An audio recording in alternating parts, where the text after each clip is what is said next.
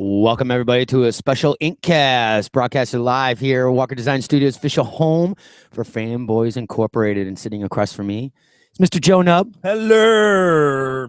Hello out there in Radio Land. It's a special. It is InccAST. a special Yes, it's InccAST special because InccAST. you and I are Stop touching me. Stop touching me. Seriously. Forge our friendship. We don't. I am not giving you that R2D2 cooler. I'm telling you right now. Haggle. We will not haggle. We will not haggle. How are you? Good. How you been? Good. Speaking of something special, we have special guests. Long time no talk, I guess. I think the last time I talked with them was in person, New York City. New York City is always our like home away from home, where we meet up and do some chatting. Wait, not in 2014. Well, 2013? No, last year. Last year? Yeah, New York City. We were there with them. And them, as I'm talking about, the Blue Juice crew. Sweet. Mr. Tim Yates and Thomas Mumm. How you guys doing? Hello. Doing good. Glad to be here with you, DW, and finally with you, Nub. I know you've been dodging me ever since I started coming on the show, but now I finally got you. Oh, you know what? That is true. Baby. That is every time Tim has been on, you have been gone. Now I got you. Actually, the reality is why you never see Tim and I in the same room together is because we're actually the same person. Wow. Which one is Clark Kent and which one is Superman? Oh, that's a fight right there. Who's firestorm thing going on? Yeah, there you go. Well, who's the brains behind the operation, or who has all the fire? I don't know. Clearly, I am the body. Oh, clearly he is the mind. All right, I'll give it to. Who's the student and who's the creepy old professor? Yeah, right. Yeah, right. I have open hours from 8 until midnight tonight. Oh my God. But yeah, I haven't talked with them since New York City. Yeah. And as I said on pods past, and probably the New York City pod, myself, Brian, were walking the floor while we were there with the guys from Unit 5. Yep. Always probably my first stop. Obviously, minus setting up our booth, is trying to find the Korean hot dog stand. Yeah, no, we don't do that anymore. The $20 hot dogs do not work anymore. What? Is usually try to find the Blue Juice booth, right? And I always try to do something, but they beat me to it. I wanted to prank the booth, and just if there was a booth there or something, or if the booth was already there but they weren't there. Yeah. But they already beat me to it. They were already there. I think, Tom, you were setting up right when I was walking up. Yeah. You always hit us like right as we're knee deep in boxes trying to Hey set guys, stuff up, what's going on? Which is great. Yeah, like, hey guys, what's going on? And then you start opening boxes and taking shit. I don't know why, but that was the exact moment when we're most distracted. Yes, That's right. yes, That's right. Well, no. I figured if Ronnie could give away free T-shirts, you don't mind me just going through the boxes. He's not allowed to do that anymore. But yeah, we actually, you might be able to get us this time because we're at the same exact booth this year at New York Comic Con. We have that little corner booth. Yeah, nice. Yeah, so you can get there before and, I don't know, give us like chocolate pretzels that you rubbed your ass on or something. Oh, okay. Would you like a chocolate-covered pretzel? Yeah, that was a Mallrats joke. They're a little melty, but damn, are they exquisite. Yes. And speaking of Mallrats, Mallrats 2 is coming out. Yeah. So that'll be pretty cool. Yeah. But we'll talk about some news and stuff, but I want to talk really quick with you guys since I haven't. You guys can stay on with us. I love how you guys interject with some of the news that's going on. We can talk about Age of Ultron. We can talk about some of this new Captain America news. But let's hear about today. Today is a special day for Blue Juice as Accelerators #1, Momentum, a 1 through 4 miniseries, debuted today on comic book shelves. I'm ecstatic about it. It did. Did you know that, Tim? I had no idea. Wait, Accelerators is happening? Accelerators issue 7? I didn't hear about this. Hang on. Well, Tim, while he colors in his sleep, actually, so he didn't know he did it. No, it's my alternate Firestorm identity. That's nice. Why. I actually did it. So this is the other question. We did. Thank you very much for allowing us to do an advanced review last week for Momentum #1. Now, Tim brings up something funny. It's Accelerators #7, or is Accelerators issue #1 through Momentum? How are we working this? Volume 2, issue 1. Okay. So we're calling the trades volumes. Okay. I don't know. It makes it cooler because you can release multiple issue 1s. I just feel like that's the only reason. But are you saying it's all about commerce? It's not about creativity? Is that what you're saying? 100%. I think the two of you need to be by yourselves and discuss this. We can leave right now. We'll go on. Yeah, ultimately it's kind of the lock and key philosophy where it's just multiple arcs, even though it's a continuation of the story. it's packaged as a different volume. So issue 7 through 10 are going to be volume 2, which we're calling Momentum because the story doesn't stop. It just keeps moving forward very quickly from 7 to 10. Yep. So we love the name Momentum. And also, to be honest, it did have a little bit to do with business. Our Diamond rep at New York Comic Con said that people love issue 1s. And we had kind of planned on, we do want it to be an ongoing series, of course, but we also love the lock and key philosophy, which is to have multiple different little story arcs. I like that. I like that approach too. I like the self-contained story, but it's still part of the larger universe. I mean, it's not like you guys are just like rebooting this thing in the way that the big 2 companies have been doing. But it's like accelerators. It's still the accelerators, but it's like accelerators Momentum. So it's kind of like, oh, cool. Here's an entirely separate story, but still continuation of the same book. Yeah, volume 1 is the time games. Because ultimately these things live as trade paperbacks. So right. The first one is Time Games, the second one is Momentum, and the third one is we'll talk about that another time. Very cool. Yes, I smell movies, accelerators, and then sequel, Momentum, and then I see 3. Is that something that has kind of subconsciously been your thoughts as you were going this way as well? Yeah, always. I mean, the Accelerators was always conceived as a feature film. At least each arc would be a feature film because that's what Ronnie is. He's a screenwriter, and that's what we do. We make movies and TV shows. So we always thought of it as these little individual contained arcs that are, continuations of one grander story. I just had a thought, guys. Okay, so it's Accelerators, Time Wars. Is that the first title? Time Games. Time Games. Second one, Accelerators, Momentum, and then DW, you just nailed it. Accelerators 3, in which they find a third time donut that, I don't know, links in somehow. Oh, that'd be kind of neat. I like it. Did you just give this to us for free? Succinct in its brevity. What can I say? Where's Ronnie when you need him? He's probably already set with this. Just make me, cop number 1 in the next book, and I'm fine. Is that a segue? Is that a segue? I guess if you want to make that a segue, go for it, man. I guess we can make that a segue. Another big news here. We have, what's that? I said some more big news coming your way.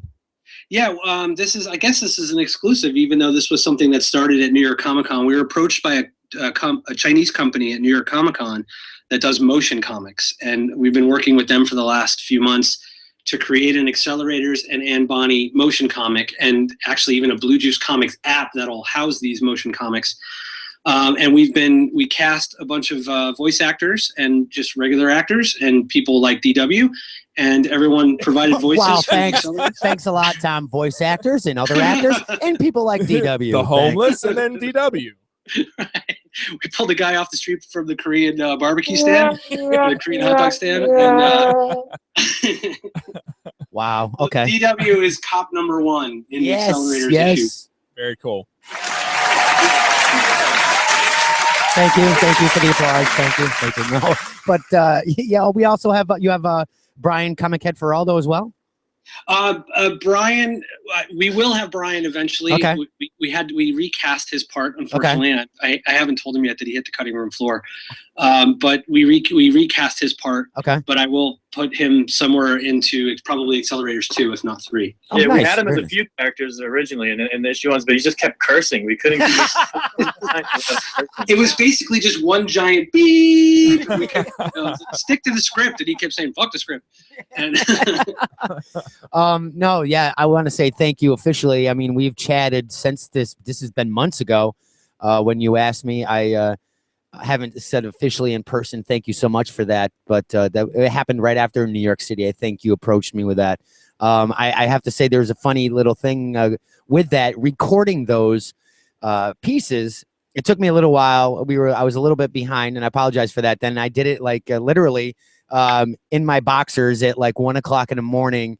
And I think I woke up the neighbors, people walking by, because I was literally yelling into the microphone like 5 or 6 times. Getting into character. Trying to get into character. I mean, I was literally walking around the house yelling, and then coming back into the studio, I'm like, all right, A-I-O-U, mouth exercises. And then I swear, because the neighbors downstairs in the studio have dogs, and they started barking like at 1 o'clock in the morning. I mean, I was literally like yelling like a foot away from the microphone. It was funny. I had a great time doing it. That's great. We definitely have to do more then. I started doing the recordings back in October and did them kind of through January. And then I got on another job. So I passed it over to someone else in Blue Juice Comics, and they've been kind of actively pursuing finishing them up. And then we got all the voices to the Chinese company, and they sent us a rough cut of Accelerators 1, and it looks great, but it's ball's in my court right now. I just need to send notes, and hopefully it'll be out sometime this in the next few months. That's awesome. Nice. So Very exactly what goes into making a motion comic? I mean, they contact you. I don't know. I never did this before. All right. I send the script to a bunch of people. They do a lot of animation, and it comes back finished. Bada bing, bada boom. There you go. Okay. Just like that. No, it was. We basically just had to send them the layered Photoshop files. Okay. And then they worked their magic. And then the one thing that they told me is they don't have a lot of Native American speaking people in China. So, so they asked me if I could, do the casting and do the recording of the voices. Okay. Because who they get, they have a few, like 2 or 3 in their stable of Chinese actors that can speak English. So they needed help. So it's taken me a while to kind of put together the casting, and we got some great people. We got Theo Crane from The Walking Dead to do Bertram. Who's that character? Theo's awesome. Theo is big tiny in the prison. He's awesome. Okay. Yeah, he's awesome. Yeah, he sounds great. Very cool. And we've been I've been hanging out with him at cons over the last few years, and he's just a good dude. In other words, I've just been basically hanging out and getting drunk with him at cons for the last few years. And, we kind of formed a relationship that way. He's like 6'5". He's just a huge dude. Yeah. And we thought he would be perfect for Bertram, and he really nailed it. And then we got a kid named Zach Robbins to play Spats, and he's on the Netflix show Bloodline. Okay. Right. Yes, I'm familiar with it. I haven't watched it, but I am familiar with it. I haven't watched it yet either, and I feel horrible about that. But I do want to say that I've been in South America the last month, so I'm a little out of touch. I just finally saw Avengers 2 days ago. I was going to go see it. You just saw the first Avengers 2 days ago, John? I just saw Ultron. I did watch the new event. I did watch the first Avengers 2 days ago, and then I went to see Ultron again. There you go. So I'm a little out of touch. Of course, the first thing I did when I got off the plane was go see Fury Road, because that was on my list of things to do. God. Wait, I'm still. I got to see that. I still have to see that. Oh, how dare you! Did you see it, buddy? So let's stop recording. DW is going to go watch it, and then we'll pick this up again in a few hours, right? Okay. Well, Gavin says he's ready if you want to pipe him in. Okay, let's see if we can do that. And meanwhile, we can talk more about Fury Road. I can't believe you guys. I had an excuse. I wasn't in the country. I was even going to go see Avengers Age of Ultron in Spanish in Bolivia with English subtitles, but I ran out of time. That's amazing. Dead set on it. That's great. Yeah, I haven't seen Fury Road either. It's definitely on my to-do list. It's my favorite movie of the year. It's your really? What? Wow. It's your favorite movie of the year? It was the greatest movie ever made. Mike Sains, we sent him to go see it opening night. He did a review. He gave it a 10 out of 10. He said it was life-changing. He said it was history-changing. I agree 1,000%.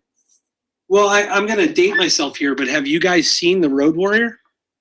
Oh my! I've seen it so long ago though, so I can't. I have. I've seen them all. I can't give an intelligent comparison. I mean, if I've seen them, it was like back then. Yeah, you guys should really watch that even before you go see Fury Road. I mean, The Road Warrior is still a perfect movie. It's just so I agree. Fleet in its storytelling, and it's just a great little kind of encapsulated story and great characters and all these indelible 80s type characters. And nice. Fury Road was phenomenal because now George Miller has the technology to be able to create these crazy car chases and crazy. The CG adds so much, but there's so little CG. It's perfect. The amount they did with just cars and traditional effects was incredible. He had something like 4,000 hours of footage. Wow, that's incredible. Just cars like chasing each other. That's another thing about the movie. If you don't like cars chasing each other, then you won't like this movie. But I was going to say you didn't like Transformers. Oh wait, oh sorry. No. But those are CG cars chasing each other. Whereas in Mad Max, it's like when people are flinging around on these giant like spring things, it's actually people doing it. It just looks so much more real and so much more visceral because it's real. How did Tom Hardy do with the character? He didn't really have much to do. He was just kind of like Just, I don't know. Just there kind of a thing. Yeah, he was there as like, you know, a badass line and save the day every now and then. Right. Yeah, right. it should have been called Furiosa. Charlize Theron is definitely the main character. Okay. Yeah. Hardy was definitely serviceable. You know, like he did good. He's good, but Nice. like I feel like the main characters in the movie weren't even Tom Hardy. No. Okay. Yeah, I'm very much looking forward to that movie. I just gotta make some time to get out there and see it. But you know, my kid's been sick. I think I've got Lyme's disease, so I gotta move some things around, I think. Yeah, make it if you have plans to go to the theater, make that the priority. Right. It's amazing. It's nonstop, man. It is nonstop. Like you'll walk out of the theater exhausted. So it's a 2-hour movie, but you need to like give 3 hours because you need that extra hour just to kind of Like calm right. What about? Did you guys see it in 3D, 2D? What do you suggest? I saw 3D. I always prefer 2D. Said wait for it in 2D. No, I said I saw it in 3D just because that's when my friends were going to see it, and I kind of wanted to see it with a group. Okay. Yep. So I would have preferred to see it in 2D just because that's how I like seeing movies. But the 3D wasn't bad. So if you do like 3D, then you probably won't dislike it. See, I'm not a fan of the 3D. I'd rather. Yeah. I mean, it gives me a headache. It's not that it's bad. I mean, it's pretty cool, but it gives me a headache. I'm not a fan of the 3D, and I've actively, kind of spoken out against 3D. I'm not a huge fan of it either. I can name maybe a handful of movies that I've enjoyed better in 3D: Guardians of the Galaxy, Hugo, Captain maybe EO. Avatar. Yeah. If I actually enjoyed Avatar, I'd say I enjoyed it better in 3D. But I saw Mad Max in 2D. It's good either way. I think. I did see Age of Ultron in 3D, and I didn't think I needed to see it in 3D. I think 2D would have been fine. Yep. I mean, do you feel? I mean, now that we have 2D and 3D as options, for a movie to rely on the 3D effects to make it the movie, that means it's a crappy movie. Agreed. You know what I'm saying? You don't rely on those special effects to make it. I guess you don't make the film around the 3D effects. Right. You make the movie and then technically, in a way, add 3D after that. Some movies are making some of the traditional or the old school red and blue glasses 3Ds. We're making the movies just for 3D first, and then kind of like, oh, hey, we'll have a storyline. What the hell? Right. Yeah, and that's, if it's just a gimmick, then it's useless. I mean, eventually I'm going to watch it on my television, which is not 3D. Eventually, when it comes down the line, it still needs to be a good story. Television. What I know, but I'm not going to get one. No, definitely not. It's going to come to a point though where all TVs are going to be 3D. But eventually, what I'm saying is it's going to be on TBS at some point, Right. and I'm going to be flipping through and watching it. you. And if it doesn't have a compelling story and the 3D is just a gimmick, then we're not going to watch it. So it still needs to be a good movie. Like Gravity was great in 3D, but it's probably also really good in 2D. Right. Hugo was great in both 3D and 2D. Hugo was just a great movie. Yeah. Now you guys, Tom, being Blue Juice Comics, obviously you started with Blue Juice Films, and you've done films. You work on TV shows. How do you think it's going to be as technology gets easier to be made or easier to use? Well, do you think 3D will be more accessible for groups like yours to use, and would you use them? I think that out of 10 people that I ask, like, what do you think of 3D? I'd say like 8 or 9 of them give the same answer that you did. Okay. Which is that you don't like it. It gives you a headache, and you don't see any. You're not compelled to go see it in 3D. Right. And I think most people that I know that I talk to feel the same way. They'll go see it in 3D sometimes. If it's the only show that, like, I happened to see Guardians of the Galaxy by accident in 3D. I showed up to the time, and then I got there, and they're like, it's the 3D one, and I couldn't wait for the next showing, so I had to go see it in 3D. I'm glad I did, because that movie actually looks amazing in 3D compared to the 2D. And the story's still good, and it's still a good movie, whether it's in 3D or 2D. It's just the 3D kind of adds another layer to it. Right. I don't think 3D is going to be with us forever. I think it's just going to be another fad. It's going to go away in 4 or 5 years, and then people with 3D TVs might be stuck holding the bag. Yeah, right. Just like everybody holding those glasses. Kind of serves them right for going to get one, for going out to get a 3D TV now, anyways. Well, yeah, I guess. I mean, it is kind of new. It is kind of new, and it's expensive. But I mean, they're not expensive. I mean, they're not cheap. I'm the same mindset as everybody else. Like when I went and saw Age of Ultron, my friends and I, we went to a 3D showing, and the reason, I was a proponent for that simply because it was the earlier show, and I'm like, I don't want to go see the 10 o'clock show. So you based on time, not by time need, constraints, right, as opposed to the entertainment value. Okay. Yeah, well, I'll tell you another thing too, man. I went to see Fury Road on Friday, and I went to a matinee showing while my kids were in school, and it was $5. I went back to that same theater at the same time the next day to see Ultron with my kids, and it was $13 a ticket. Right, for 3D. Get out of here. Yeah. Yeah. So basically, I paid $8 times 3 because the 2 kids were with me just to see it in 3D. And it was like, I went in the day before and literally had a $5 experience to see Mad Max. I went back the next day and had a $45 experience to see Age of Ultron. And it's like, I hate to sound like crotchety old man, but it's like when you're on a budget with a wife and kids and everything, $45 for a movie, like screw that, It was $16. It was $16 for me to see Fury Road in 3D. What is this is a good point. I'm in Florida. Yeah. Tim's in New Jersey. You guys us? are in New York. What It's like it's a lot more expensive there. What are we? $12? 13. Yeah, we're 13 up by us. 13 for a 3D or for a regular movie? 3D. Okay. $10, $10.25 for regular. You can get matinee deals though as well. Well, I went on a Tuesday where the theater that we went to in Saratoga has a special, and I think it was 11 for the 3D show as opposed to the 13. Yeah, it's just, I don't see any need personally to pay more money for 3D. Well, I understand the studio's charging more for 3D because there's more that goes into it and they have to maintain the overhead. Right. But I personally don't gain $8 extra worth out of 3D. Worth of right. It's not like they don't rape you on the family-sized popcorn that feeds 45 people. And for 50 cents more, you can get a large. And all of a sudden, I leave the snack bar at $45 later. I'm like, really? Come on. I mean, that's where they make a lot of their money too, is the concessions. It's crazy. Not to mention the heart disease that you get a few years later. Yeah, exactly. Now, getting back into... I just go into the theater and I eat the black jujubes off the floor. Oh. Now, I mean, I don't know if we're moving away from Fury, but one last thing on it. Sure. I think it's going to affect the nerd culture more than any other non-comic book movie in recent memory, because the amount of like visual ingenuity that they had in it with the designs and the costumes, some of the ridiculous characters in it.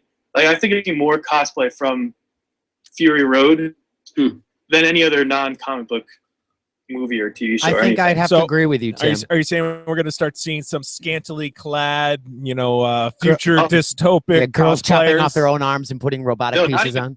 Not even that. Some of the just throwaway like road bad guys that are just part of the caravan that's rolling around. Right. It's just like I couldn't even believe some of the things they did. I was just watching this thinking to myself, this is the greatest movie ever made. Right on. I mean, it's Mad Max, 1979, I believe it was, and obviously same director. Yes, it was George. Yeah, George Miller has done all 4 of the Mad Max movies, and not to mention he also did Babe, Pig in the City. Yeah, yep. And Happy 1 and 2. So using with this new Mad Max, I see less CG. He goes backwards. He kind of regresses and uses what he did with the original Mad Max line of movies, Road Warrior and everything, and it's still entertaining. It also goes to show, again, you have so many movies that are filled with CGI and everything. You can still do this without the CGI effects, and it's amazing. I mean, just the trailer alone, and I've yet to see the movie, brought me back to the original Mad Max, the way the angles of the cameras were, the intensity. No CGI. I mean, these are real cars flying right down the dirt and people really jumping kind of thing. It just like, wow, this is in this day and age, it's impressive that they're doing this with hardly any CGI, if any at all. There's no doubt it's a masterpiece, and he is a mad genius. But the other thing I want to mention too, and hopefully I don't think I'm giving away a lot of the plot here, but it's the storytelling is so like broken down to its most basic. It is literally they have to drive from point A to point B. That's it. This is the entire plot of the movie. Yeah. They drive from point A constant to point B. Car chase. And they get to point B and go, this kind of sucks. Let's go back to point A. And that's the entire plot of the movie. Huh. Okay, and it thanks. works. I guess I won't be going to that now. All right. Yeah, right. All right. I can gain nothing more from seeing the movie now. Thanks a lot, Tom. It's that simple though, and that's the beauty of it. Like you're able to make a compelling 2-hour movie Right. by cutting away all the convoluted bullshit and just saying we're going to go from here to here to here, Right. and we're going to have compelling characters along the way, and that's what you're going to follow. Like it just.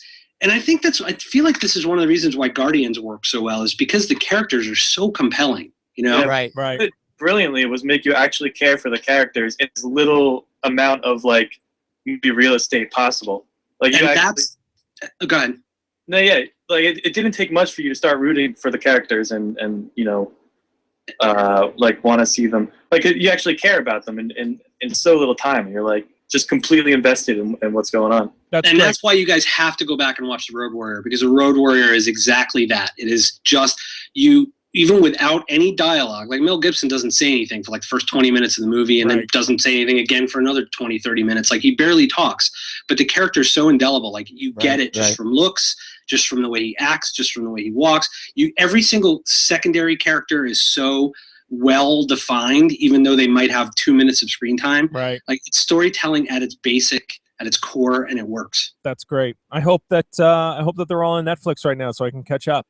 I don't know if they are. I'll have to check. They're not streaming. They're not streaming because I actually went to Best Buy the other day and bought them on Blu-ray. They don't have a box set. It was like $5.99 for each Blu-ray. They will Mad now. Max is on iTunes for $4.99. Okay. They will have a box set Yeah, they now, don't have though. a That's box for set sure. yet. Well, I don't understand that. I don't understand why they didn't. This movie's coming out. It's a $200 million movie, and they didn't come out with a Blu-ray box. They set. probably wouldn't do it until after because it'll do the insurgent. So I bet you it's already in play. Like maybe they didn't know. Maybe they didn't know how successful the movie would be. But now next month we're going to start seeing all the Road Warrior movies in $5 bin at Walmart. Oh Yeah. yeah, that could be. And then you might get a box. You might get a box set. Oh yeah. Or you'll get the box set when this one comes out. Right. When it all comes out of on them DVD, together. Blu-ray. You brought up a good point though, Tom. Having such a simple theme, you said from point A to point B, and then it's still compelling. It's okay. We have a simple idea, but now I can focus on our character development. What's happening? It's what is the saying? It's not about the destination. It's about getting to the journey. That's exactly what this movie's about. It's about the journey. Obviously, it's a 2-hour car chase. Yeah, it's a 2-hour journey car chase. And because of the characters going from point A to point B, you could have Green Lantern going from point A to point B, and it would be a pretty bad movie. Well, it was actually. Just bringing that back. Hey, that's all right. We've already said it 3 times in 2015. So what the hell, Ryan Reynolds, you suck. We'll see how it happens in Deadpool, though. I think he's going to do well in Deadpool.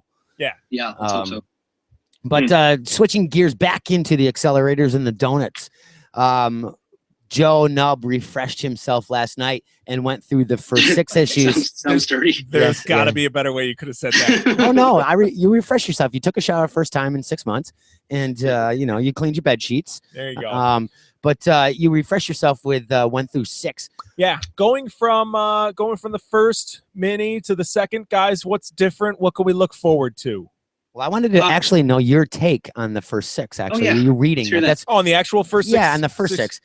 Refreshing yourself from the first time when we pushed, when they did the singles, the floppies, and then going back into it. The floppies. I like that. Yeah, the floppies. Yeah. I loved it. It was a great ride. It was a lot of fun. And as I mentioned before we even started the show, currently I am knee deep in the J.J. Abrams TV show Fringe binge watching on Netflix. And so it just seemed like a perfect time for me to get into this series. I've never been like one to watch like the live action sci-fi shows. I've always appreciated them, but I never really got into them. But anyways, with accelerators, it's exactly like that. It's like they took the live action TV show like Sliders. I think I mentioned this, a long time ago when we first started chatting, you guys. But it's kind of like that, and it makes it real accessible. It makes it a lot of fun. I mean, let's be honest. Time travel is a fun concept. Who doesn't like it? Yeah. And just as far as the whole series, I mean, can we get into spoilers here? For what? For the first 6? For the first 6. Yeah, absolutely. Okay, so we're definitely not touching 1. No. Right. Not Spoiler momentum. alert. If you haven't read them, then spoilers upcoming. Right. Yeah, definitely. So shut down for a minute and a half or so. But yeah, the whole pause it, go buy it, read it, and then come back. and then come back while we watch Mad Max.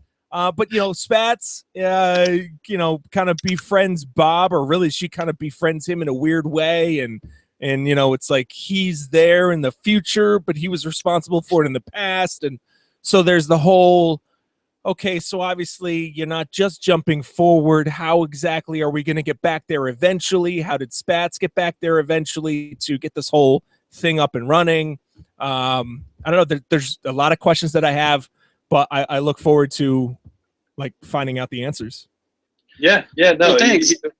Ronnie does a great job writing, and he loves him some Spats. But it's cool because I don't know where the story is going too far in the future.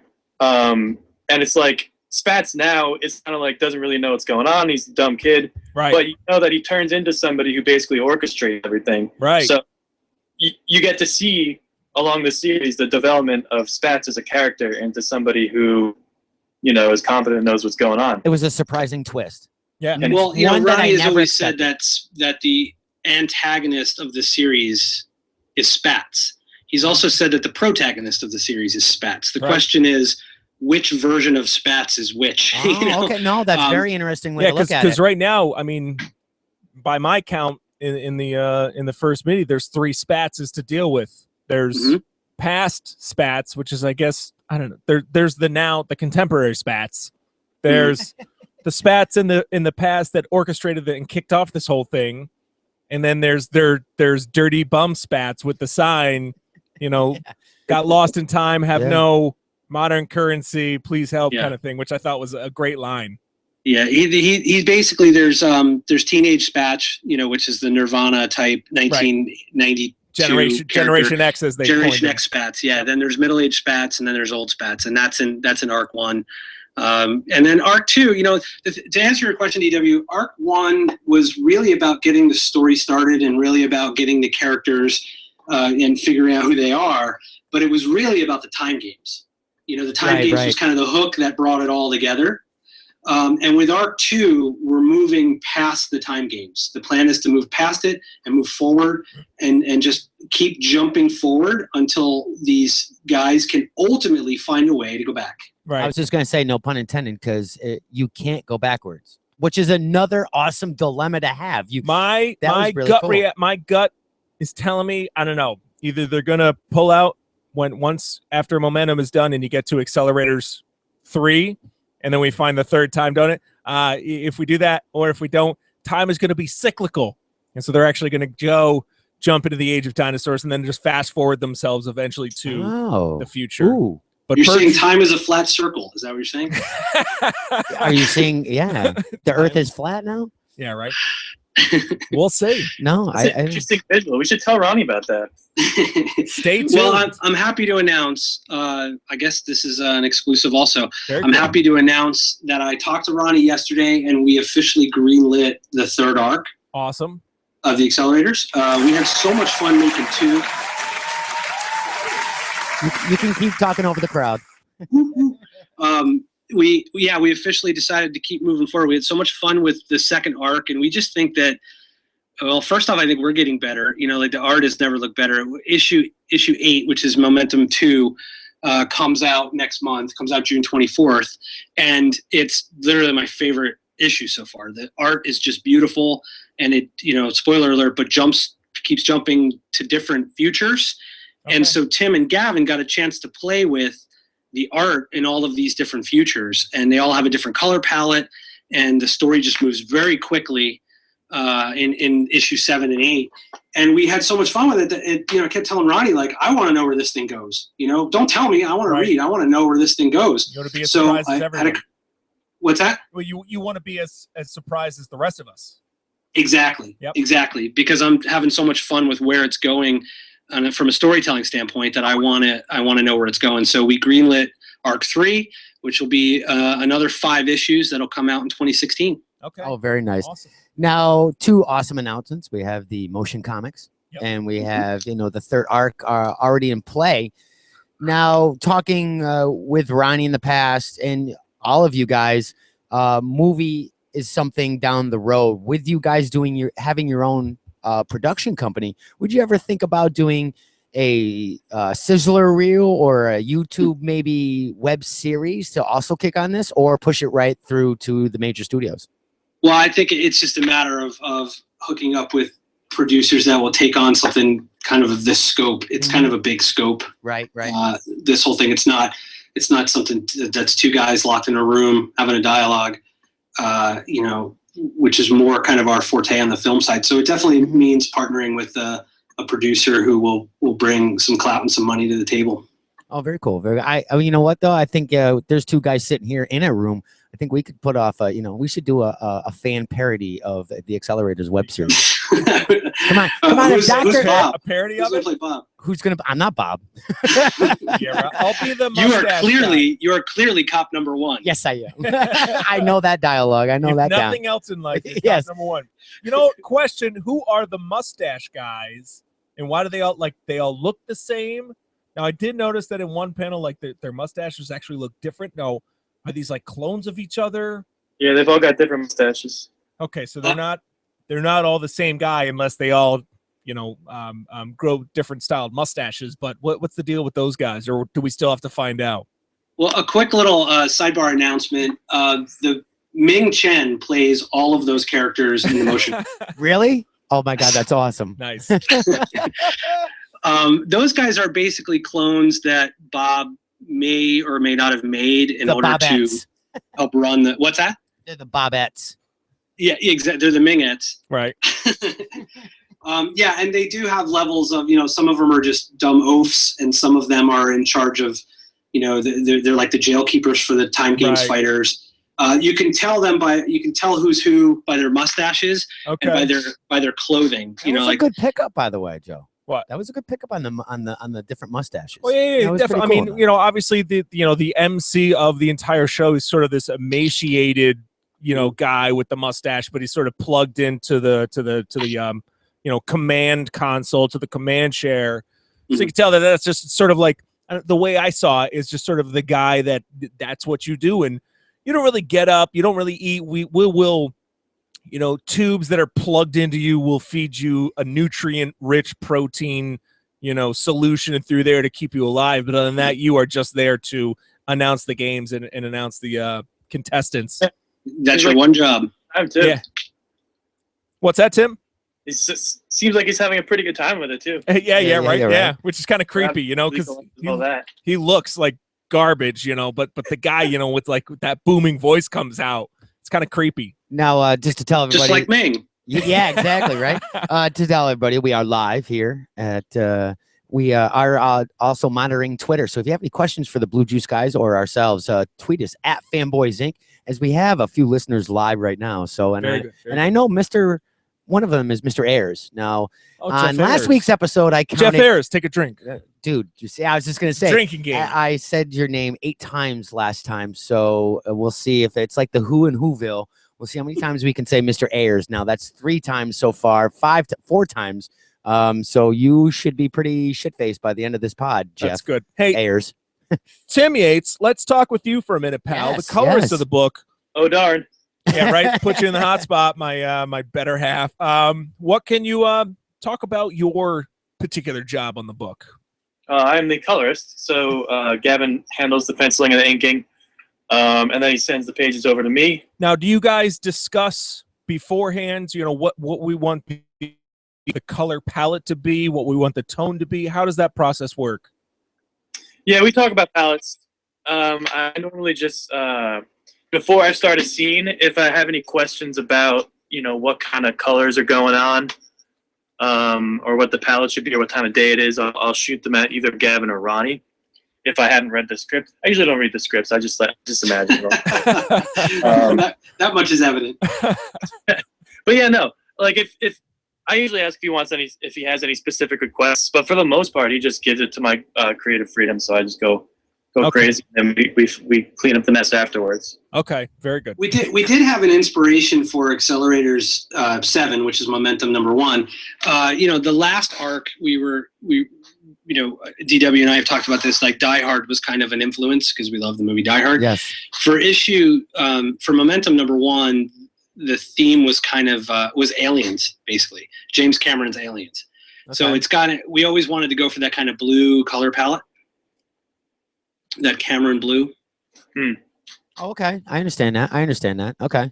A lot of bouncing blues and reds, because you got a light source from the Spartacus character with his laser eye lighting things up, and a flashlight from the one of the mustache dudes. And I noticed in Momentum 1, the color scheme is different than almost every issue from the 1 through 6 series. Super dark. Yeah, it's super the dark. darkest issue we've ever put out, because it takes a ruined, a ruined mall. So there's no light source other than what the characters themselves can produce. So is this Mallrats 2.1? Or what? I should say 1.2. No, this is the future. This is Mallrats 15. There you go. Mallrats 15. There you go. Mallrats 2500. Yeah, Nice. yeah. There you go. And of course the donuts. Can you guys describe or give us the original concept of the actual donut itself? As we've talked, time travel. My quote in the book was time travel done right, but almost it's not really like traveling. It's more like jumping or leaping forward. You're not really traveling back and forth. But what was the original concept for the design? How did that go? Was that just Ronnie, or did all of you have input on that? Ronnie brought a lot of that to the table, almost all of it. He basically, right from the beginning, didn't want a device that people had to get into, like a freaking Doctor Who one, TARDIS, or a DeLorean, right, or any of that stuff. He didn't want it, or even like an H.G. Wells type time machine. He never wanted that. He always wanted it to be something completely innocuous, something just kind of normal. For a while we toyed with the idea of it maybe being a watch. Okay. Which I guess would have been kind of prescient now that the iWatch is out. Yeah, right. And the iWatch, I think, will eventually be a time machine. But he always wanted something really small, something that could go in somebody's pocket. And he always had the idea of a torus, like of a donut shape. He always wanted it to be something like that. And then so at one point we were just like, well, why don't we just make it that then? And that's kind of, I think, how the donut started. And if you watch, like, the big donuts that they use in issue 1, right? Arc 1, are kind of the prototypes that get sent back in time. Right. Like, once it gets later on, you see like Bob has one on her necklace, and the guys have them as belt buckles, and it's always thought of it as kind of like a piece of jewelry or something that you wouldn't think a time machine would normally be.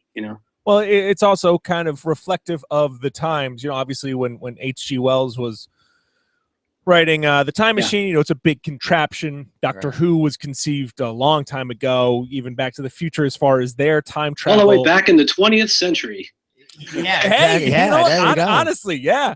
But now on the inside. Everything is in, and Spats even nails it in the first issue once he jumps forward to the future, and the girl is, taking he's videotaping Bertram getting arrested by the police, and he's like, oh wow, is that a camera? She's like, no, I'm taking it on my cell phone. He's like, whoa, and that's it. Everything is smaller. So even time travel devices are smaller and more compact. Now I have another fun question. Now every time machine has a sound. As far as H.G. Wells' machine made a noise,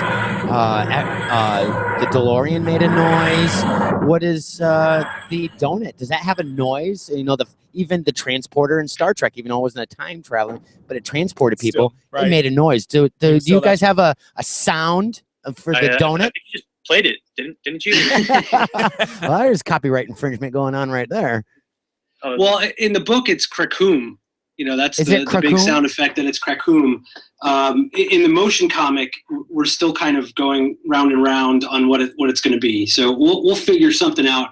And the first actual, or the first time we'll hear it will be in the motion comic. Now, whether or not if a movie ever happens and it'll become something else, but we'll see what it is in the in the motion comic. We're still working on that. Nice. It is a pretty big deal. A new sound to be added to my soundboard, because I will be using that instead of the TARDIS. I have a question, actually. Mr. Ayers, drink up. Mr. Ayers, who wrote that advanced review, who obviously you guys have read, which was awesome, by the way. Thank you very much for that. There you go, Jeff. You got to thank you. How much of the script is plotted out, and do you have a Ultimate Endgame? That's all Ronnie Porto.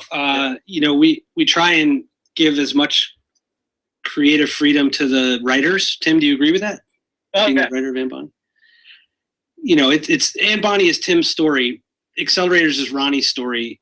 Ronnie can pretty much do what he wants. We're just here to kind of guide the train along, right. And kind of see. And that's what I was saying earlier about I'm compelled to know where the thing is going. Go ahead. I mean, I've got Accelerator plotted out from here to the end. I mean, no. Whether Ronnie wisens up and takes, my direction, completely up to him. Oh shit. Oh, Ronnie, you're going to be listening to this. What's going to be happening here? Oh boy. What? Tim Yates is no longer the colorist on the Accelerators anymore. Oh boy. Oh boy.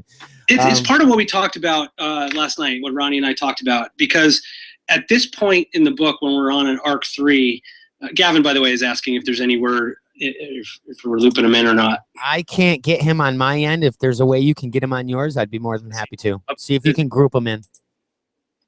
All right, let me finish my thought here. Yeah, I talked to Ronnie about it last night, and now that we're into arc 3 and we know we're going to kind of move, keep going forward.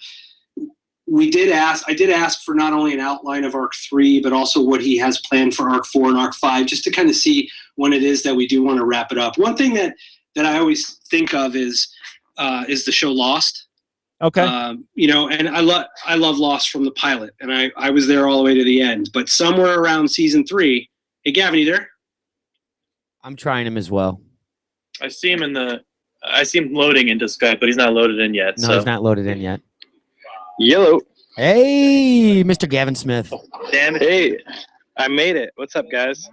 Now we have to stop talking about him. Right? Hey, Mr. Gavin Smith.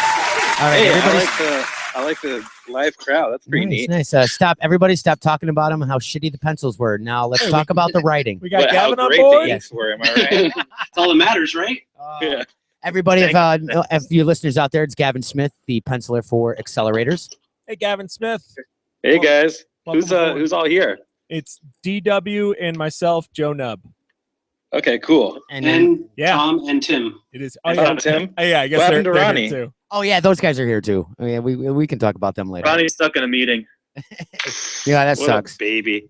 Which is our code for saying we didn't feel like having him on the podcast. That works. He talks too much. He steals our spotlight. Just don't tell him about this, you guys. Ronnie could podcast all by himself for hours. Yes, he could. And he does. Just locks himself in a dark closet. Does it? Now, Gavin, you were just signing today for the release of Accelerators #1. How'd that go? It's still going pretty well. I'm taking a little break. I'm still at the store. I'm at a place called Comic Book University, which is right outside of Indianapolis in Greenwood. And it's a great little store. I come here for a free comic book day and stuff, and they ordered a bunch of copies, and I've been selling trades and this new issue. Nice. And can you give the exact address, and possibly if they have a .com or Facebook, let's plug them right now for comicbookuniversity.com. I'm not totally sure of the address. Okay, but in Greenwood, Indiana. Okay. Yeah. Awesome. How's the turnout been for a new comic book day? Well, it's been great. They have a great base of fans that they've already established. They've been around for, I think, a couple of years. And they've got a huge store with like a couple different gaming rooms. They do a lot of Magic the Gathering stuff too. So they've got these really nice gaming rooms, which are almost like fish tanks. Almost, because they have a bunch of glass around them. Oh, that's pretty cool. Yeah, you want to watch those gamers. You never know when they get out of hand. You have to go in there and keep them segregated. Yeah, right? Just kind of gas them down or spray them down, whatever. Drop some sandwiches in at the top. Now, Gavin, we were talking about the progression from issues 1 through 6, and now the new momentum, and talking about the art, and between the art and colors, I've seen such a great progression from issues 1 through 6 and going into momentum #1. How do you feel as an artist yourself? Have you felt that you've grown? You've tried some new things? How do you feel about that? Oh yeah, for sure. And it's kind of funny looking back at the first #1 of the regular arc, because I can barely stand to look at it. Come on, really? Oh yeah, there's lots of parts that I just think are incredibly rough. But I mean, like these new issues, I'm pretty happy with, and I think it's just me.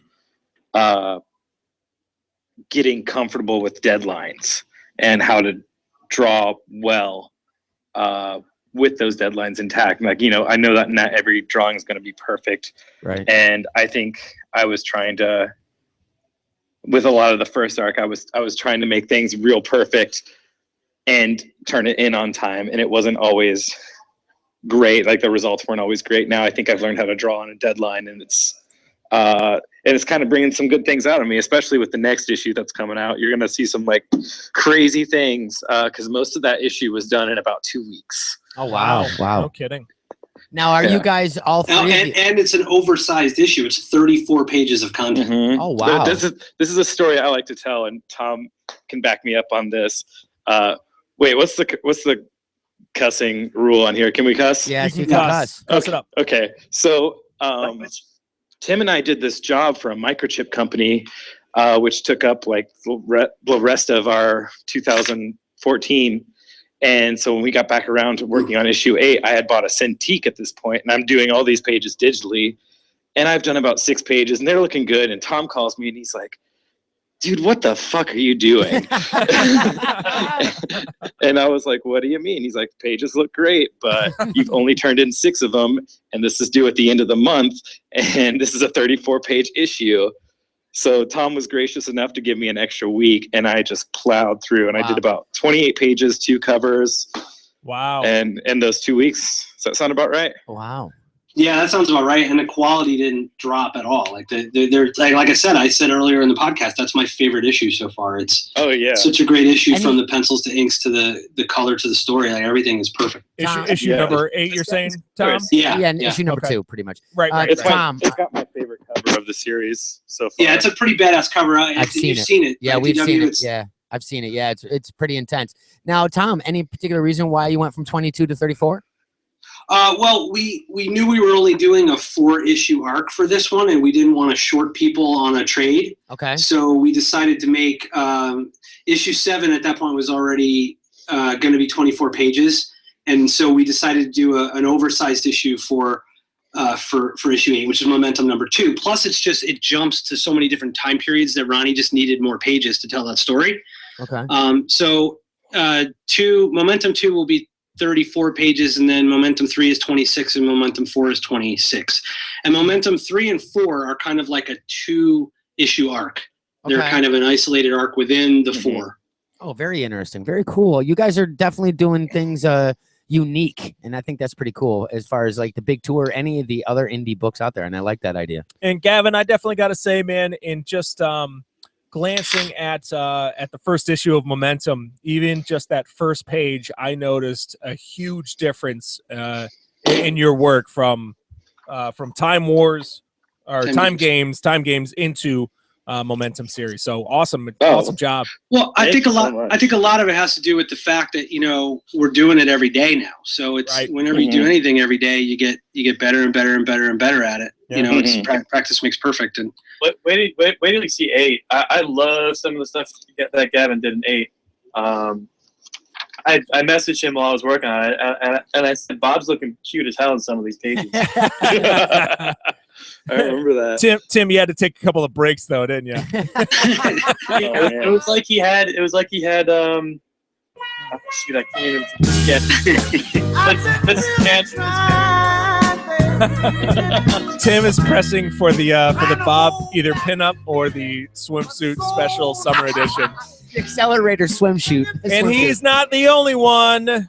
Oh man, I think when we get started with volume 3, Bob's going to start getting real sexy. Well, Nice. I mean, Now, let me just say, is it weird that I'm attracted to Bob? Like, she's crazy. I gotta go shave right now. Excuse me. She is batshit crazy, and she's like, she's in charge of this dystopic future, these sick games that are being played, but she wants spats. She's pretty much like a cougar. Come on aboard. No, not even I mean, I don't view her as an old. Oh, like she is. I wouldn't say she's mature. I mean, I look at her like she's in her 20s. I'd say she's like older. Yeah. I mean, not as old as Spats, but a little older than Spats. I'd probably put her 28. Maybe, yeah. I'd say maybe at the oldest 32, 33. Okay.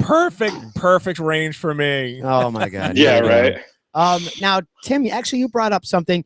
When you color a page, and you're like, oh my God, these are amazing pages, does that affect your coloring? Where obviously, do you get excited, or do you be like, oh crap, we got a really boring splash page? Does that affect the way you approach? I mean, I know it's work, but does that affect the way you color and approach each page? Yeah, absolutely. I'm so used to carrying Gavin that when he actually. No, it does, because when Gavin's pages are usually.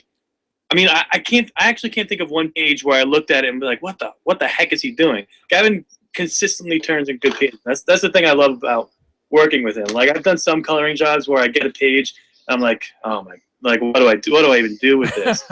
Like, do I go over the line out or under it, or what are they trying to tell me here? But yeah, no. When I get a page that has like more detail and better, I guess more to it. It makes my job as the colorist easier, so I don't have to focus on shaping a figure, and I can focus more time on putting extra sauce on it. I guess you could say. got you. Okay. Now, who's inking? Yeah. Who's inking this? Me. Yeah. Okay.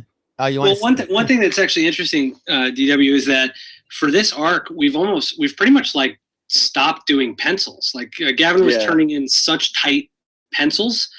And I don't know if part of that's because of the Cintiq or just because he's gotten more comfortable in the process. We've skipped pencils. We basically go straight to almost a completed page from Gavin. Yeah. Right. Well, that's kind of when I kind of approached Tom and Ronnie about it, I was thinking like, these, now that I have a Cintiq, well, I think we were just still doing the pencils just in case we wanted to change anything before we got to inks. But now that I have a Cintiq, I can make all my corrections digitally. So it was just better to skip a step. And now I'm not penciling as tight, so I can get to inks quicker. And I'm just churning out pages a lot faster now. It's got to be easier for you too, isn't it? Oh yeah, absolutely. Yeah. Especially with when I have a idea fresh on my mind for the page, and there's something that I'm going to leave for the inks. Mhm. It's better to get on it that day than what we were doing, where I would turn in about 10 pages of pencils, wait for them to get approved, then have to come back. And, by then it's been about 2 weeks since I've looked at that page, and I forget those fresh ideas that I had. Right. Gotcha. Now, do you overall, do you like the stylist over the graphite, or what? How do you feel about that? I'm actually still more used to drawing by hand, actually.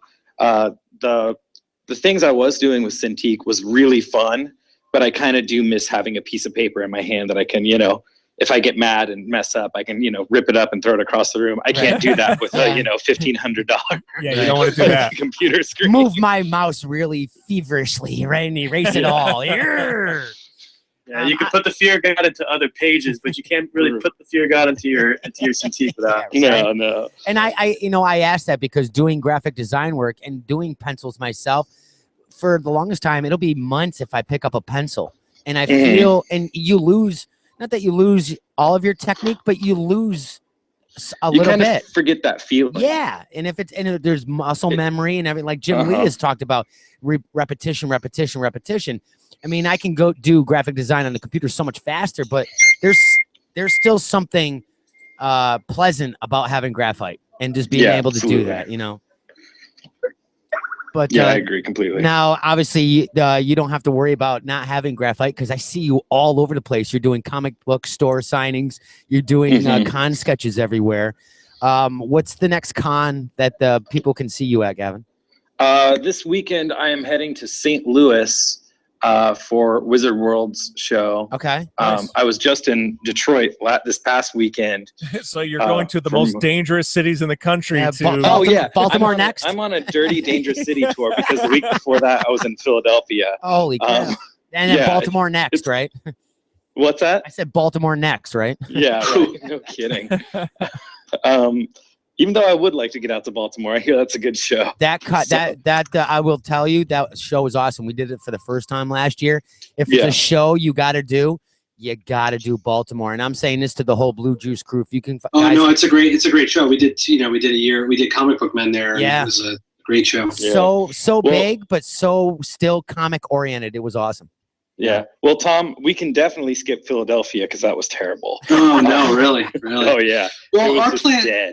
Yeah, wow, I didn't know that. Our plan for I'm sad we missed Atlantic City Boardwalk Con, but Right. our plan for 2015 was always production. You know, that was always the plan was to get as many books out as we can for this year, and we're really going to start hitting the con circuit hard as Blue Juice starting at New York Comic Con this year, and then we're going to go from there. Oh, so I'm not going to see you in Baltimore? Damn it. No, unless, well, no, I don't. As far as I know, no. I'll bring the riot gear, guys. I will supply all of the bulletproof vests and everything else. Come on. Nice. But we will see you guys at New York City for sure. We just confirmed. We just confirmed last week that we will be there. Cool. So yeah, we have 11 books coming out in 2015. yes, Do we really? Wow. Yeah, which is crazy. You And know, that's compared to what we did in 2013, which was like what, 2 books, 2 issues. Yeah. three issues? And I wanna have you guys back on to talk about that, especially with Ann Bonnie and some of the other projects you got. Obviously, today is the Accelerators Day as it debuted today, #1 at your local comic book shops. Now, guys, if a local shop was not smart enough to order Accelerators #1, God forbid, I don't know what the hell's their problem. How could they get Accelerators #1 and the trade? Because I can tell you, I had a couple copies of the trade. Thank you very much for giving us a couple of signed copies. As we got, I gave one to Jeff Ayers. There Take you a go, drink. Jeff. Take a drink, Jeff. Take a drink. And a few of our contest winners. How can they get the trade as well? Tom? The trade, stores can still order the trade through Diamond if they wanted to, so people can go into their store and request it, and hopefully their store will be nice enough to order it. If they're not, then they can get it at bluejuicecomics.com, or they can get it on amazon.com. It is on there too. Just type in Accelerators Volume 1 Time Games or Accelerators Time Games, and it'll come up. So that's how they can get the trade in print. There are plenty of them left. Momentum 1 of 4 came out today. Accelerators 8 or Momentum 2 of 4 is coming out June 24th. And Accelerators Momentum 3 of 4 is in previews right now. So they can actually have their store order issue 9, which is 3 of 4. Or the other thing is you can get them on Comixology if you're okay with reading it digitally. You can still get it through Comixology. You can get issues 1 through 7, and you can get the trade paperback. Also, Comixology was great. They've actually added us to their subscription service. I was just going to say that you guys were been in a couple bundle deals too. Yeah, that's been great. Those bundles have been great. They've been really great when it comes to like the submit bundles and the sci-fi bundles, and adding us as part of discounts and whatnot. But the coolest thing to me is that you can now subscribe on Comixology. I like the fact that you can do that in general, because then I don't have to worry about when is Sandman coming out, when is Saga coming out. It just basically I subscribe to it, and then it automatically downloads it. It buys it automatically, charges my credit card, and automatically downloads it. And now we've been fortunate enough with Ann Bonnie and the Accelerators to get on their subscription service. So please go to Comixology and subscribe. Awesome. And Tim, we haven't forgot about Ann Bonnie, one of my other favorites. I did. Wasn't expecting you to remember, but Yeah. But we will have you on as well to talk about that, because that book once again is doing some great stuff. And we 3 weeks from today, issue 4 comes out. Yes, June 10th. 3 weeks from today. Now we have another question from Jeff Ayers. Drink again, Jeff. Are you guys going to do a special release possibly for New York City? Is there going to be something out by then for that? Because obviously Momentum would be done by then. Not sure I'm ready to announce that yet. I'll say this: we will have the trade for Volume 2. Okay, awesome. Oh, that's we'll cool. have other stuff too, but that's all I'm comfortable in announcing right now. Have you guys said anything before I came on? Did you say anything about the emails that went out yesterday, Tom? Yes, I did say that we did greenlight Arc 3. We were actually in the middle of talking about. Actually, DW had asked what Ronnie's end game was, and Ronnie and I talked about that a little bit right before Gavin came on. We were mentioning it, but so Ronnie is going to send an outline for issue 3, and then he's also going to say what could possibly happen in 4 and 5. I know I was making an analogy earlier about Lost, and the thing that kind of bothered me about Lost is that once you got into season 3, they didn't know if there was an end game or if they were going to continue, and it just kind of started floundering story-wise. So one of the best things I think that ever happened to Lost is that they decided, hey, we know how we're going to end it, we know when we're going to end it, and they can kind of work toward that goal. And so Ronnie and I, after arc 3, are going to start talking 4 and maybe 5 and figure out what the end game is, what his plan is, you know, what could be a potential finale, but then also see if we can keep it going too. So, you know, we just need to know ourselves kind of where Ronnie's going at this point. Ronnie seems to be steering that boat. And Ronnie's kind of a mad genius that way. So yeah, I mean, I've talked with Ronnie. I think the first con you guys did was the Asbury Con with me. I was there, and then it was Tim and Ronnie there. And I got to tell you, wow, what a firecracker, man. I mean, I don't know how does he even sleep? And even if I'm like, I've been up for 72 hours, and you're like, bing, bing, bing. I'm like, what is going on with you, Ronnie? But yeah, he's amazing. He's always on fire. If you ever get a chance, listeners, to see any of these guys at the con, you'll know Ronnie. He's wearing his members only jacket, and he's running around like the freaking Flash. I mean, it's just, it's so funny. It's so funny. Members only jacket. That's funny. his gray members only jacket. That's how I saw him. I'm like, and I had half of what Ronnie does when he's talking about his book. He's probably the best salesman I've ever seen work a con. Oh my God, it's crazy. It's like he is the ultimate carnival barker. Yeah, he kind of my is. God. It's amazing. He's a huckster. And when the two of us are working a booth together, it's completely different. Because I'm more like chill, be like, hey, if you want it, cool. If not, whatever. I don't care. Ronnie will like talk you and break you down and make you get it. And I've seen him. If you leave the booth, he will follow you and keep going with a book and say, "What do you mean you're not getting this book?" No, I'm kidding, but I'm not kidding either. But no, he's awesome. He's awesome. Now, guys, we're going to get into some news, and I know that we basically just talked about Mad Max coming out, but haven't seen it yet. Okay, well, we're not going to spoil it, but how dare you, sir? Because we haven't seen it either, so we have nothing to spoil. You know, unlike the two lazy guys on there, we've been busy doing stuff, right, Gavin? I mean, come on. Right. I was not even in America, and I came home and I saw it. So I don't want to hear busy. Yeah, busy producing books for you. You know what I want to see for accelerators? I want to see, like, I don't know if you guys do like an annual or something, but I want to see a story at one point. I want to see the origins of these mustache men.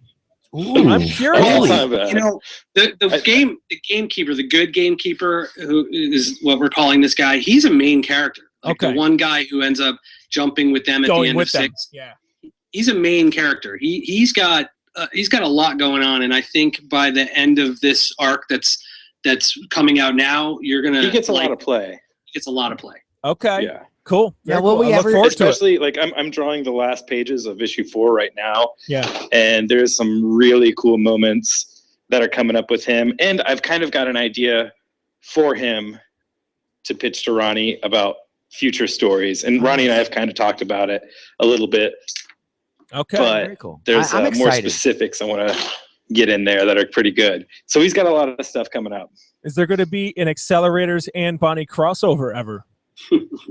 We have actually talked about swapping artist duties. Okay. I mean, Oh yeah, we have talked about that. That would be fun. Far and away from something that's actually like, you know, on the agenda, but like we were just brainstorming. Yep. But if Gavin drew like a one shot and Bonnie drew a one shot of accelerators. Okay. That's very cool. I mean, that's the only crossover potential the two series could possibly have. Okay. Yeah, because they're in different worlds. They live in different universes. Okay. Right on. Very no cool. shared universe movie stuff coming up from us. So darn. But speaking of movie news, and we did mention Mad Max earlier today and talked about that. Yes, Joe and I will go see it soon. Hopefully, I mean, like I said, I am dying to see it. But over the weekend, My favorite movie of the year. What's that? Movie of the year? Yes. Oh, my favorite. Star Wars hasn't even come out yet, and you're calling it movie of the year? Well, yeah. Right on. I can get behind that. Shut up! Say, I wouldn't even say it's like I can't even say it's the best because I'm not a movie critic, but it's my favorite by far. Okay. So far this year, okay, I'll take it. Avengers is close, but it was really good. Right. Well, domestically, it made 56 mil. Not bad. Yeah, it got beat by Pitch Perfect 2. By a lot. By a lot. Foreign or international was 65 mil for a worldwide of 120 plus, which isn't bad, but production budget was 150 million. Okay. So they're still it'll under. make it back. Yeah, they'll make It's got it. such good word of mouth, and it's gonna be one of those movies that people will, like you guys, will go see later, and then some people will go. I think Ronnie's seen it 4 times already. Wow. Jesus. Is that a joke or are you serious? No, I'm serious. Wow. I think He's seen it 4 times, but it took him like 4 months to deliver a script once. Oh. Love you, Ronnie. I know you're listening. Oh boy. He's in a meeting right now, sneezing. Actually, Gavin's would be a Bazinga. There you go. But yeah, so production budget 150. So I'm assuming they're probably thinking that opening weekend would have been a little higher. Not expecting Pitch Perfect 2 to blow them out of the water per se. Interesting concept as far as, I mean, it's more family friendly. I don't know what. Pitch Perfect 2? Yeah. Well, my sister loves that movie. Like, women that I know absolutely love that movie. It's like, the hysterical comedy everybody's been looking forward to. I still haven't seen the first one, but let's be honest. The first one last night. It's really good. Okay. Is it? But even still, I mean, Mad Max Fury Road, it looks like it's probably going to hit the cult classic following more than mainstream audiences. Started getting occupied by D&D players, so I had to step out. So I stepped outside, and I'm in my car. Okay. All right. Here we go. We got car sounds. We're in the parking lot. Evan's a busy guy. Put the crack pipe down, Gavin. We can hear that. We can hear that. Oh, Well, seriously, anyway, we I can just hear need my that. fix. But getting back, I was surprised, and an interesting because you would think that Mad Max would not even think about Pitch Perfect 2 even coming close. I mean, two different. Pitch Perfect is a broader audience. I think it hits. I think it hits Well, more of. True. I agree. Well, that's just. I agree with that. But still not bad. I mean, not Marvel or maybe beats DC. Yeah, as far as opening I'd say weekends. so. But again, I think Mad Max, if they don't crush it at the box office, I don't think this is going to be one of those movies that, how it seems that every comic book sci-fi movie sort of just beats the other one. I don't think this is going to be one of those movies. And I think, if it does, if it just is mediocre at the box office, I think you're going to find that it hits that cult classic. I think it's probably like, already is. I don't know. If it doesn't make its money back, it's going to be like Dread. Right. Yeah, it's gonna make it's exactly. gonna sell a ton of DVDs, Right. and be that Netflix cult classic movie. Right. Definitely. People are gonna be like, it's awesome. This movie came out 5 days ago, and I think everyone who wanted to see Pitch Perfect got that out of their system. And And now I think they're Mad gonna go. Max is getting such word of mouth that people are All going the to go see. girlfriends got that out of the dude system. Exactly. Yeah, exactly. And another thing too Honey. is Pitch Perfect 2 is PG-13, and Mad Max is a good heavy R. So Right. it's, That's right. that changes the box The office too. smart boyfriend said, "Fine, I'll go to Pitch Perfect 2, but next weekend we're going to see Mad Max. Right. I paid my That's dues. funny. I I paid my dues." remember going to the theater to see the opening of Dark Knight, and the same night there was a midnight release of Mamma Mia, and like you could see all these boyfriends walking into Mamma Mia with just like the saddest look on their faces. It was kind of amazing. like a death sentence. Yeah. Yeah. Oh my What a God, lovely voice. Man, I gotta go to the bathroom. I'll be back in like 2 hours. Okay, thanks. Yeah, Oh, yeah, was that? exactly. Were you really doing that? I was saying the boyfriend. We're saying the boyfriends. Gotcha. Wait, we're talking about What? No, I said you said the boyfriend walking into Yes. to Mamma Mia had this look on their face. So I said, I got the joke, get it Tim. moved. I got, and that's why I said, like, it's Dark Knight Rises. Wasn't it like 4 hours long? That would be a long bathroom. Well, That was- Jeez, yeah. not to mention, All the boyfriends are in line. then the boyfriends get out of Dark Knight Rises and they're like, God, I wish I just stayed with Mamma Mia. Yeah, exactly. In other movie news too, as well. We heard Asa Butterfield. Oh, So, Asa Butterfield from Endgame. Asa. Was it Asa? Asa? oh, Asa, the kid, Spidey. Spidey. What do Yeah, you think? do Oh it. yeah. Is that confirmed? Almost, Yeah, pretty much think so. confirmed. Yeah, Wow. 99% sure. Isn't that the kid from Hugo? Yeah, it's Yes. from Endgame, Ender's Game too. Endgame, yeah. Which I'm on board with. They said they're going to make him younger. I mean, let's Wow, this actually is really see younger. yeah, but this is actual teenage Peter Parker. This isn't Tobey Maguire. I'm a 30-year-old. Isn't this pre-high school? I'm a 30-year-old acting like I'm 15. He'll probably be 15, yeah. I mean, let's be honest. The kid, he's an actual kid. Yeah, he's 18 according to Wikipedia. Really? Oh, Yeah. Okay. He looks like he's 12, Sure does. Right. A young kid. but he's also like below 5'7", isn't he? He's really short, isn't he? You know, Are first you off, saying I'm taller than Spider-Man? if Yeah, you're- that's kind of awkward. That But hang on a Spider-Man's a second. midget. if you're saying that somebody's height in the acting world actually matters, When like it comes to Spider-Man, yeah, Not it's at kinda all. like- yeah, I disagree. what do you come Great on? in Hugo. Great in Hugo. Yeah, that was a great movie. But that's not even still, Spider-Man. That doesn't. That I don't think that would work. the way that they work camera angles, the way that they're able to alter all of that stuff. Okay. Oh, you're fine They'll with give him some lifts in his shoes or something. You know, Yeah, there you Spider go. lifts. Well, you got maybe they'll put him Frankenstein in shoes. Iron Spider suit if they're putting him in Civil War. Yeah, right. They'll hit him from a low angle with the camera angle. Well, he is in Civil War, so that is a Tight. Plus- guaranteed. Hugh Jackman is like 6'2", So and he plays Yeah. Wolverine. so So Wolverine's like 5'3". yeah, find somebody who looks better than that. Are you hitting on Hugh Jackman right now? Yeah, I am. Yeah, I am. So the point is, if that's the only problem with the kid is just that he's too tall. I mean, don't that- care that's for him as an easy- actor either, that's an but easy whatever. fix. I mean, I'm not a big fan of this choice, but if it works, it works. I just don't think that he's that good at that. We'll see what happens. I'm not a big fan of it. Should we bring up the fact that he's British? No, because that doesn't mean anything. Look, Andrew half of- Andrew I thought he was Garfield. Australian. yeah, Andrew Garfield's British. Good point. Good And, point. and half the Walking Dead is British. Nobody knows that. Toby really. Maguire was from New England. Oh. I'm kidding. I have no idea where he's from. I don't know. Who cares where he's from? He's not in the Spider-Verse anymore, thank I God. Hey, Yeah. he did a good job. No, he didn't. He Did you see that did. crying scene in 3? He was yeah. it was crybaby painful. Spider-Man. It was awful. It was There's awful. there's web shooter Spider-Man action figure. There's scuba diver Spider-Man And then action there's figure. crying Crybaby Spider-Man action figure. Exactly.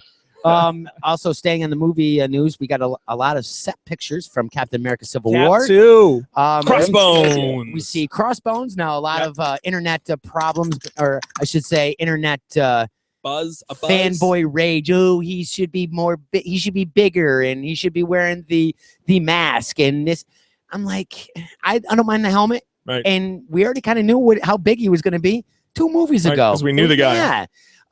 We have seen him without his helmet on now. He's got some scarring on his face. Okay. I don't mind it. I've come to accept things in the movie universe are somewhat different. I mean, that might contradict what I just said about Spider-Man being too short for me. I think it's more than Thank you just for a saying short, that, by the way. whatever. I That's really mean something that. I'm sure you do. I still think that would bother me. I mean, bother me more than a costume change. It doesn't bother me as far as the costume change is concerned. And the character is not as big or as the main player as a Spider-Man or let's say Captain America per se. Right. I like the fight scenes. Somebody brought up something interesting going, this is Civil War. Why are we focusing on so much of the villain? And now this is somebody who's kind of read the Civil War storyline going, shouldn't we be focusing more on the heroes? Do we need a villain? And Right. my first I thought mean, aren't is, that the heroes are the villain in the in a movie? way, yeah. Yeah. And I'm Well, you like, need someone in there for Punisher to kill for that one scene. if he's even if he's in it. because Jack-o'-lantern is wrapped up in the in the Yeah. Sony Yeah. universe. And we have a lot of villains that are on on one team, on Iron Man's team, is for this matter. Mhm. For that matter. Who was in the it was in the tunnels, I remember it was like not Jack-o'-lantern, I but mean Was it Goblin? the Goblin. Thunderbolts. Yeah, the Thunderbolts. Well, that was it. Iron Man, recruited the Thunderbolts in during the Civil War. But seeing Crossbones as being, we don't know yet, just from the pictures, it's just him and Captain America one-on-one. We don't know if it was, maybe he's on Tony's team. Right. We don't know that yet. Right. The other image that we saw was the funeral image. Speculation is it's Peggy Carter. Oh, okay. wow. No, that could be. Yeah, that could Right. And be. that's- Old yeah. age, or Yeah. Well, shit, she was old in Cap too. Wasn't Yeah. she not? Yeah. So Yeah. that is our speculation. That seems to be the consensus for the internet so far. But You know, we it's never funny know. because I actually had I had a thought a couple of weeks ago when they were talking about Peggy Carter getting greenlit for a second I season love there. her. I'm almost half expecting, because I think, somebody correct me if I'm wrong, just something like this happened in the comics where, like I'm expecting some sort of blood transfusion is going to happen because she's at death's door. She gets some of Steve's blood, and then all of a sudden she's reinvigorated and is young Peggy Carter. Captain again. America at. Well, yeah, Miss America.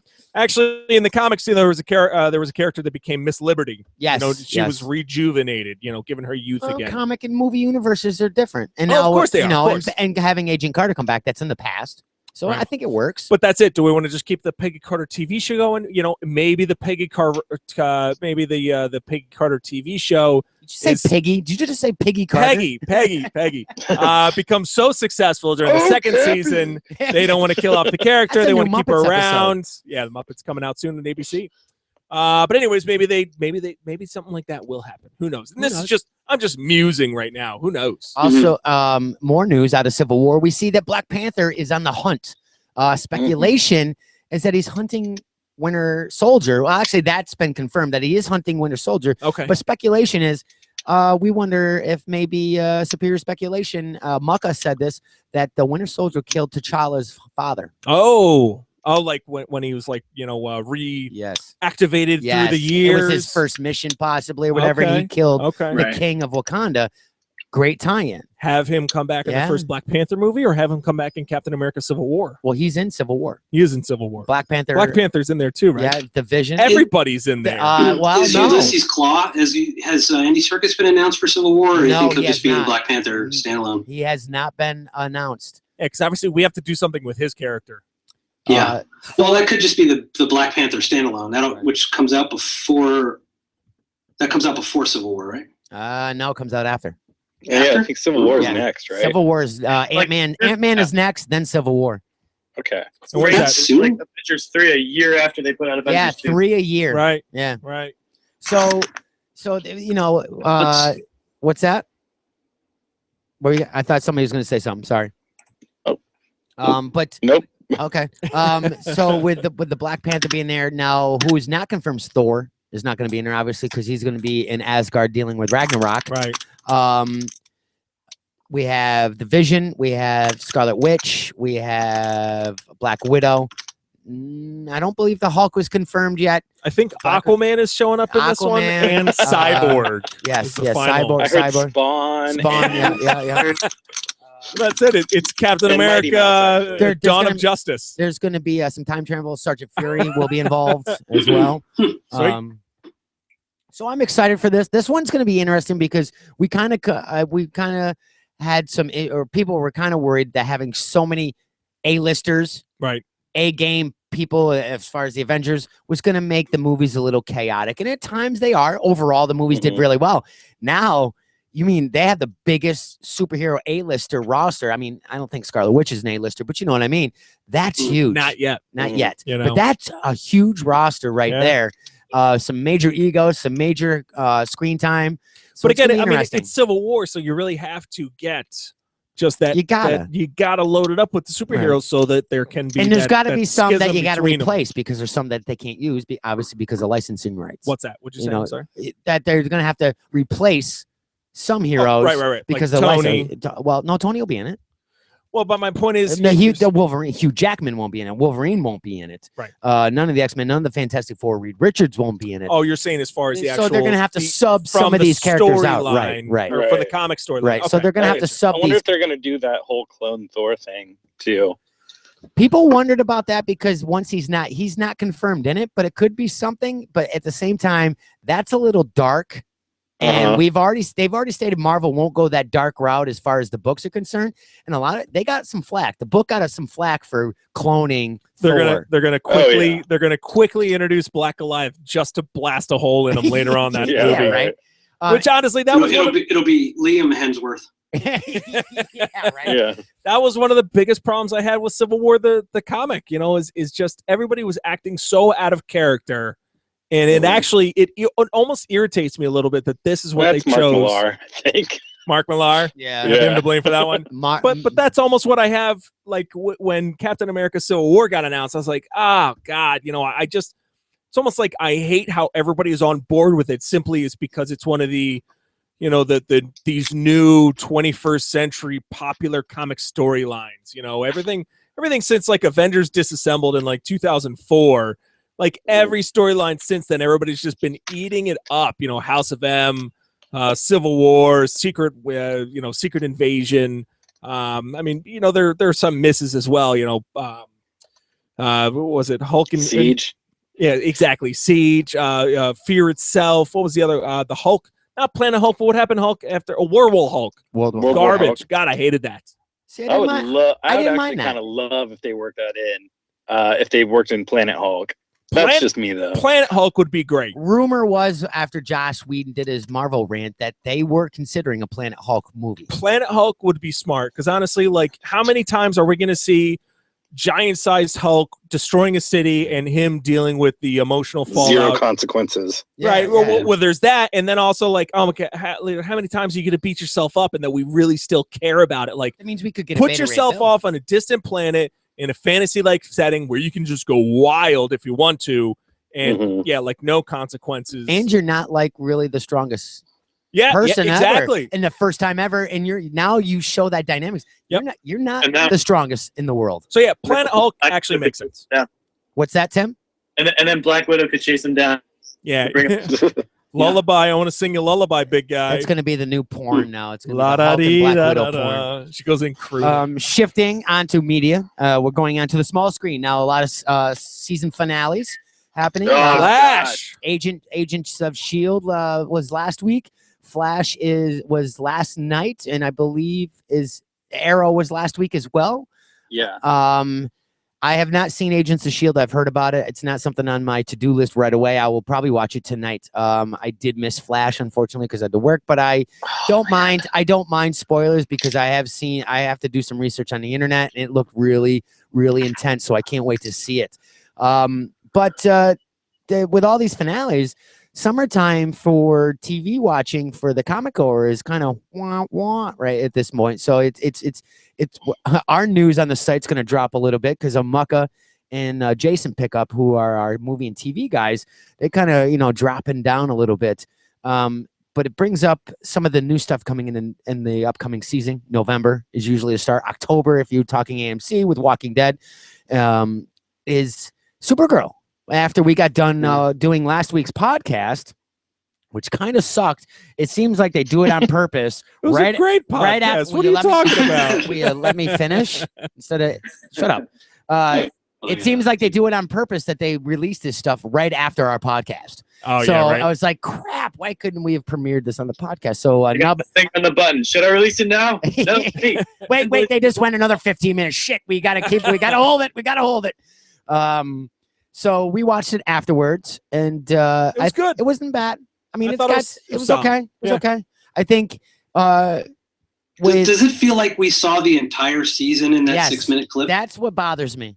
That's what really bothers me is that we saw the entire season on that. That's the only I thing. think we saw the first couple episodes. Yeah, I feel like But not the entire season. I think they got. we saw one bad guy and just a bunch of shots of her fighting the dude. And we've got some character development. But we saw a lot of tween stuff. And my thing that I'm bringing up is CW, Warner Brothers, know the tween game 110%. Since Smallville, Sure. they know how to bring that market in. You do 3 serious episodes, throw in a tween episode, throw in 3 serious episodes, throw in a little bit of a tween each episode. They got it. CBS, with this trailer, seems they don't know that mark. They missed that mark. It's all almost too tweeny at this point. And it's kind of like Supergirl trying to be Clark Kent. I don't know. It kind of feels like I'm trying to think of a good comparison here. It almost seems like it's kind of forgetting to be a superhero show, And which might not be a problem. Right. I can see that. It's more of a crime drama investigation show. Veronica Yeah, Mars. possibly. Veronica Or- Mars. It's got a I Buffy think, I feel. think it might just be like more of an alien adapting to a real world situation, Could be. which seems fun and like and like someone that just seems out of her element, and you kind of see that with her when she's interacting with her boss. I forget, Callista Flockhart, Right. aka Ally McBeal. Right. So like I'm actually more interested in her character to see what she's all about. I kind of like her a lot Right. No. from what I saw. Let's while we go in, before we go into too deep, and we'll get into it, I want to throw a quick clip of the audio here from the trailer, just so everybody refresh themselves, and we'll talk a little bit more, especially like Jimmy Olsen and some of the other things going on. Here we go.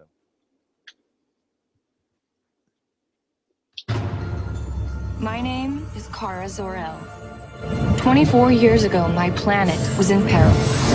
My cousin, Kal-El, was sent to a planet called Earth. You may know his story, but you don't know mine. On Earth, you will do extraordinary things. Until now. You must go. I love you, Kara.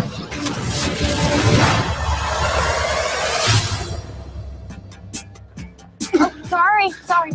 I'm calling about the correspondence dinner. I need to make sure Ms. Grant doesn't end up next to Bill O'Reilly again. I feel like I'm on Glee right now. Hey, I was wondering if maybe you want to, I don't know, go see a movie. Ready? I have a date. Hey. Fun. Dating's fun. She's here. How do you do that? The only reason I bought this building was because it had a private elevator.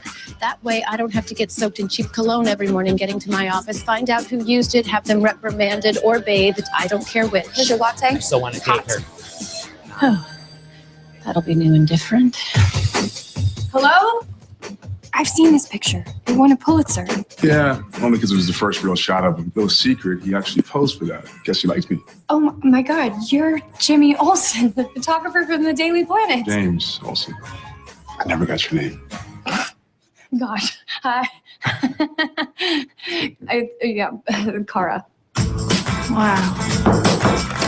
I have a conference in Geneva and I need to be on a plane in 2 hours. I have a blind date in a half an hour and I need you to help me pick out what to wear. Why do you do this to me? Because I'm your sister and you love me. I feel like I'm not living Well, that's up the to first half of the trailer where we really see what what Gappers was saying. It's more of the non-superhero, more of our everyday living up as a young businesswoman in the city kind of thing. Sassy girl. Sex in the City Sex plus in the superpowers. City. That one time she's laughing, I should have heard a few snorts. I mean, I don't know yet. The trailer, it was a good trailer, but I'm not sold on it yet. I need to see a few episodes because Tom brings up a good point. This could be what we see the entire season. All this, over clumsy, I'm Clark Kent with a set of boobs kind of feel. And I'm not sure if that's the right way to do a Supergirl show. But like I said, I will wait and make my full, I'm kind of interested in it. Just the fact that it's like a story that we don't see in other comic book media. True. This is, and with the, like we kind of touched on earlier with the movies and TV shows, like they don't necessarily have to follow the rules of the comic book. So this could be their characterization. This is the story they want to tell. So like, I'll give it a shot and let them tell the story. I mean, if it's just not good storytelling, then I'll bail. Right. Of course. But I'm willing to give it a good shot. Tom, I have a question for you, and I'm not sure if you can answer this, but from network to network, now you doing it through Brew Juice Films and doing working with other companies, would this show be different if it was on another network? How much does a network like CBS or AMC or CW have a say in when DC and Warner Brothers approach a show? Well, network, when you get to CBS, NBC, ABC, Fox, it's a whole different set of rules. Okay. When you're talking cable, you can get 1 million viewers and be a hit show. When you're talking network, you need 5, 6, 7, 8 million. Okay. To sustain those ad dollars. So the scrutiny of a network show is so much more than a cable show. I've worked on shows on cable where the production company is pretty much left to their own devices and to do whatever they want to do. And then network shows, network is usually heavily involved in everything that gets on the air. Interesting. Okay, so that is in there. So you think they have a lot of say in how the show is going to be done? They will guide the showrunner. They have to approve the showrunner. Who's the showrunner on this? Is it Berlanti again? That I'm not aware of. I think it's the same guy. I think it's the same guy that does Flash and the Arrow. I could be wrong. Okay. I've been reading. There's been so much superhero news that it all kind of gets lost. You're right. In Yes, it is, because there was a photo shoot of them with Grant Gustin and what's her name? Is that Flash and Supergirl? Yeah. So yes. Yeah. So they have to hire somebody they trust, and he definitely is trusted because of Arrow and then Flash, and then what's the new one coming out? There's a new one coming out. Legends of Tomorrow. Legends of Tomorrow, which is also him, and it's possible they might even cross over at some point. There has been talk about that somehow. Rumor has, Amel has really been focusing on that, pushing for them to come over. And I think that's what that photo shoot was about, that you might see her in a Flash, Supergirl more so than an Arrow episode, which I think because they're both light and fun. Right. And I could see that. Makes more sense. Now, that's the other thing. What station Networks, is Supergirl going to? CBS. Okay, CBS. That's interesting. I've never heard of a cross-mingling of any network working like that. Actually, let me stop you there. I was talking to Brian Stillman, the documentary creator of Plastic Galaxy, the story of Star Wars toys. Let's see. We were chatting up months ago, and he said that now this is back in the 70s, but he said cable. $6 Million Man and Bionic Woman crossed over, and they were different shows on different networks. But they were on actual networks, not cable, correct? They were on different networks. I don't remember them being on different networks. That's what he mentioned back then, to me. Cable barely existed, so it was literally just the three. CBS, NBC, ABC, and of course, this is all to be taken with a giant, salt block, because obviously that was a very different time. I'll have to research that, but interesting. I mean, the Old Testament. What's that? I remember watching that Bionic Woman first episode, and I swear that was more of a spin-off than it was across. I feel like $6 Million Man was already on the air, and then Bionic Woman came out as a result of that. Right? Could be. We got a lot of activity going on over there on one of the Skype channels. Playground? I had to go back in the store. Are you on a carousel? You in a circus? What's going on over there? Oh, I went back in the store. Nice. Well, the store is busy. I'm gonna see if I can sign some comics and do some sketches while I'm talking with you guys. Sweet, Very awesome. cool. This is cool. We're getting some action going on.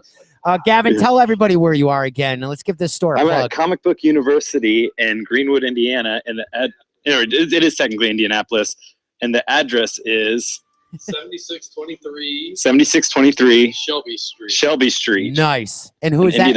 And who is that gentleman giving you the address? I am with Rob and Dare, and they own the store, correct? Or Rob owns the store. You want to clarify that? And Dare is the peon, according to his own words. Oh, okay then. We have the owner and the peon. Awesome. Yeah. Awesome. He just stands there and says the address. That's all he does. That's all he does. He stands at the door. He's the greeter. He's the Walmart greeter. No, awesome, awesome. Well, keep signing. If you get too busy, don't worry about it. You can just keep us on the line. So anyway, we're going with some of the new TV shows coming up for the season. We talked off pod real quick about Fear the Walking Dead. Interesting concept. Premise has been that it starts Rick going in the coma, so it's the very beginning stages, and we see this based in LA. And supposedly, there's a rumor that we see possibly one of the families in one of the episodes that Rick encountered in this episode. So a small kind of like tie in the universe together. So I think that's pretty cool. I don't think it's too quick, too soon. Once again, I think Kirkman's gone. How many seasons is it now? We're 5. 5 seasons in to branch out on this. Not bad. No. Not bad. Kirkman is slowly building his empire now that he has InccAST confirmed for Cinemax. So again, another great achievement for him. I have drink up, everyone. Jeff Ayers says $1 Million Man was ABC, Bionic Woman was ABC, then went to NBC. So there you go. Okay. So we could see that possibly. Hey guys, gonna sell a copy of the book real quick. Be right with you. Okay, no problem. Go ahead, no problem. Sell away, sell away. So yeah, very interesting with the TV news going on. Reality TV, we'll find out for sure what happens with AMC. Comic Book Man, I'm sure we'll be good with that. But I'm excited. I'm almost kind of glad that we have a little break. I like to, catch up on some shows I might have missed. Some episodes, not so that I might have to rewatch. And we got Netflix coming up again with Jessica Jones coming up soon in a couple months. When is that coming? I want to say... Is that summer? Late summer? I want to say September. Okay. It comes out in 6 months or so. So we might have to let Mr. Gavin go because I can hear a lot. I can hear a lot of activity. Mute his phone. Okay, Gavin, we're gonna have to let you go just really quick. Can I disconnect Gavin? Gavin, I love you, man. Bye, Gavin. Bye, Gavin. You can't hear us. We'll call you back. Keep signing those books and selling accelerators #1. Let's hear that sales pitch, big guy. Peace. There we go. So we still have Tim Yates and Thomas Mumm here from the Accelerators Blue Juice Comics, the debut of #1 of Momentum, hitting comic book stores today. If your comic book store retailer did not get them, you can get it on Comixology. You can also get it on Amazon.com, and the trade is available as well. I'm just excited to see the new trade, hopefully debuted at New York City Comic Con, and hopefully the guys will be generous enough to do a contest again. I love doing the contest with these guys, and hopefully you guys have always been generous, and who knows, maybe I can get yelled at again at the Comic Book Men panel this year and tell me that I can't record anything. So that was always fun too. That was bullshit. That was total bullshit. But Brian, I didn't think quick enough. Brian's like, you just tell him you work with Kevin. You're sitting next to us. I'm like, I didn't want to do that. But anyway, he was a big dude. He was a really big dude. He was a big dude. But, I think if I pushed Brian on him, we could have had a nice little rumble there. Kevin would have stopped talking and gone with it. But with TV news, let's move right into comic news as well. Now, Secret Wars #2 just came out last week. Awesome book. Did you read it yet, buddy? I did. It was the Thor series. I love Thor's, the Thor Corps, I guess. Council of Thors, yeah, right. Yeah. What are we calling this? Thor Corps. They were the security guards of that universe. Yeah. And they had to answer to Doom. So I thought that was good. And I gotta say, we've been really rough on Marvel's events for the last 2 years because really they sucked. I mean, no, I'm sorry. There's no reason to sugarcoat it. Marvel's events have sucked really bad. I'm kind of re-energized. Right. I think it still has something to do with the original Secret Wars and kind of the nostalgia of that Secret Wars, hoping for something. I know there's a Beyonder. I know what's going on. Yeah, but I'll say at the same time, the writing, and I've been following Avengers and New Avengers where you've kind of stopped. I dropped off. It makes sense. It totally makes sense. That's good. I think this is the event that we've been waiting for. But I got to say, this Secret Wars definitely stands. So far, we're only 2 issues in. I think a couple of spin-off issues started up today. A couple series started up today. But really, this stands on its own 2 legs in contrast to the original Secret Wars.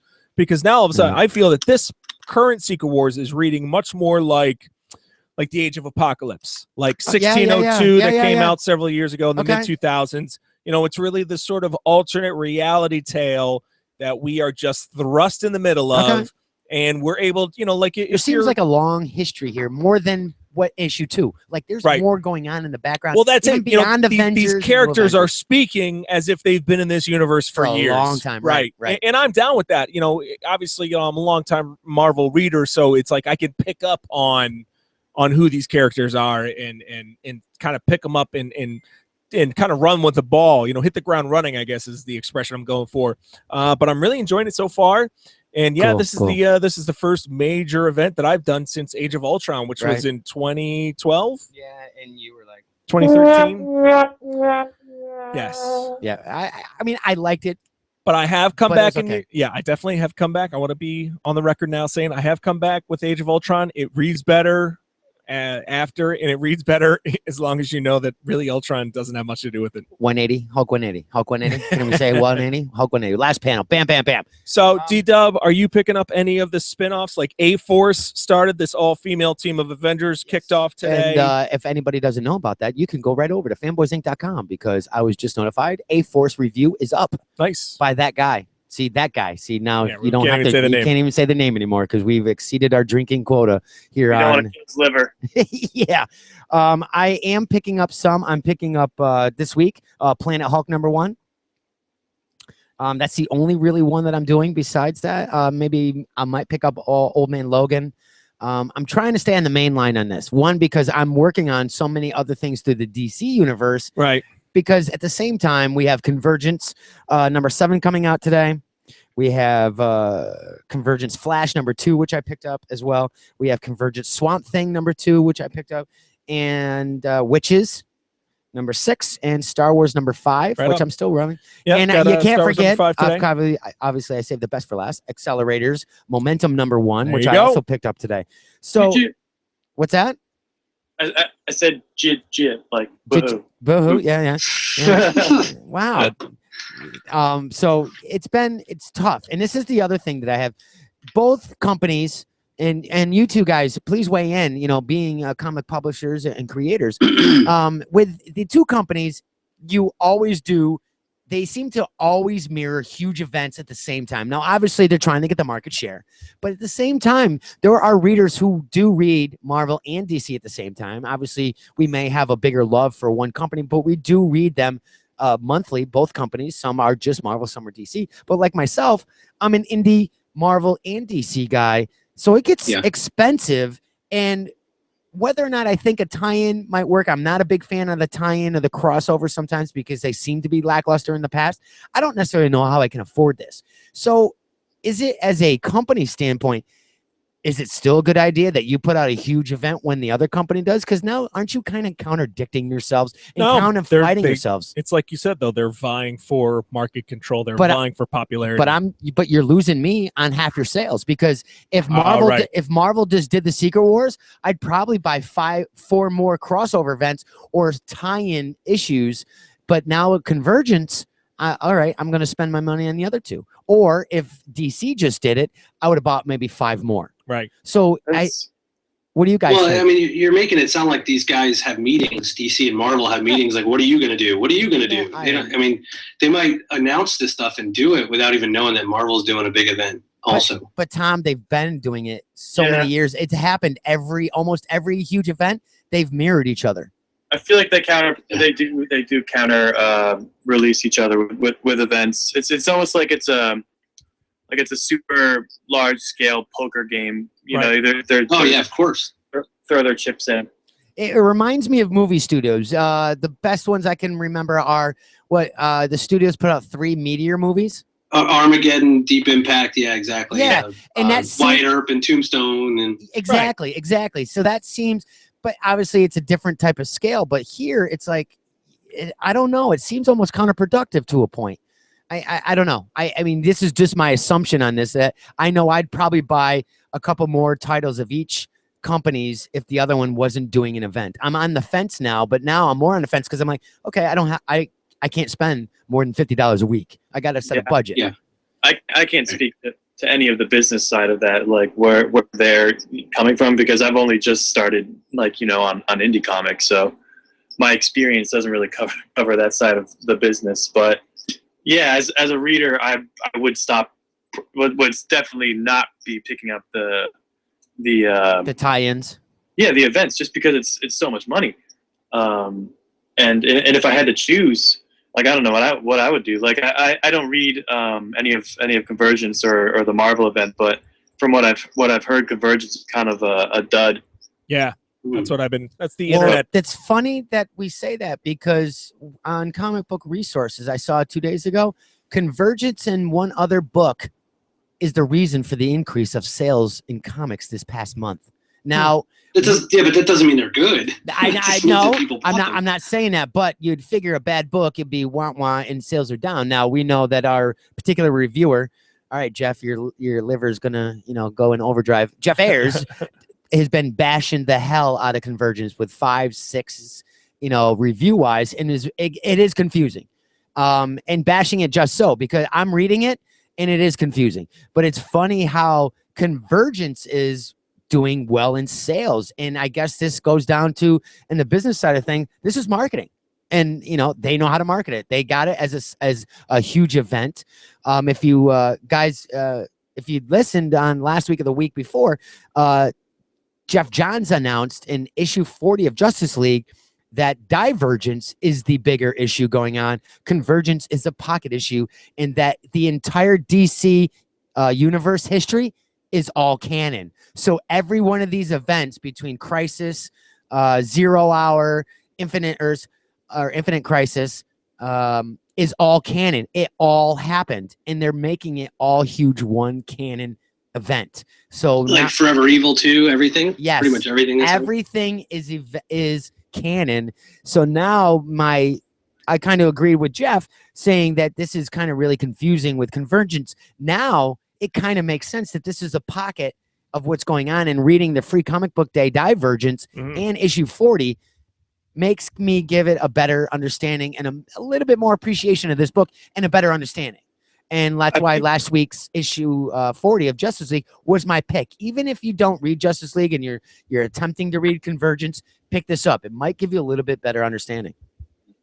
Yeah, You know, like I said, I mean, it is interesting to see convergence, and I think like Star Wars and a couple other issues were the ones that are increasing comic book sales. And I'm like, haven't seen one good thing about this. It can't stay the same this month, you know. Was it? I think people just keep going, hoping it'll get better, and then when it doesn't, you know, next thing they know, they're on issue 5, and they're like, "Oh, this is still not good." Right. but now I'm locked in. Now I'm locked into the subscription service, but we'll see what happens. I mean, I think with right now, Marvel's got the better event. So, you know, and I am kind of shocked, and I'm happy. For the first time in a while. What's that? Could the sales be good on Convergence because people were so invested in the new 52 characters, and this is their kind of swan song?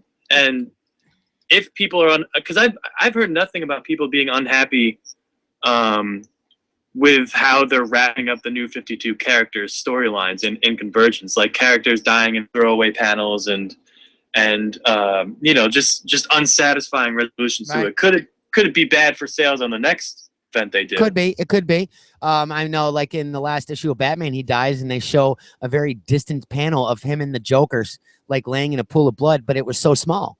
I mean, we've seen Thomas Wayne die in one single panel, and it was a lackluster panel. I hate to bring it up again. Jeff Ayers even chimed in on that on Free Comic Book Day. You know, that was a large problem that he had with it, was just the unceremonious death of these, you know, established characters. And I think, and it's lackluster, and it's rushed. Now, once again, there's the Burbank move and everything else. We've seen this the Convergence writer, name escapes me. He's never written a book before ever, and he's the first time writer for DC. And they give him Convergence. Wow.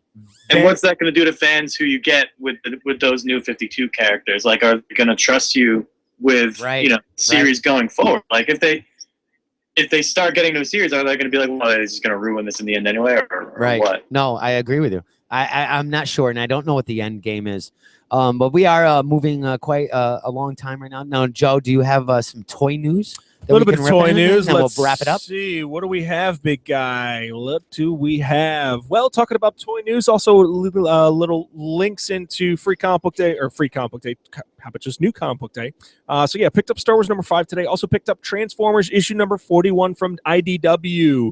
This continues. We are waist deep in Combiner Wars storyline right now, and this is obviously in conjunction with the huge mega push of Hasbro's Combiner Wars action figures, which kind of brings back the Gestalt Transformers from the 1980s, Menasor, Superion, characters like that.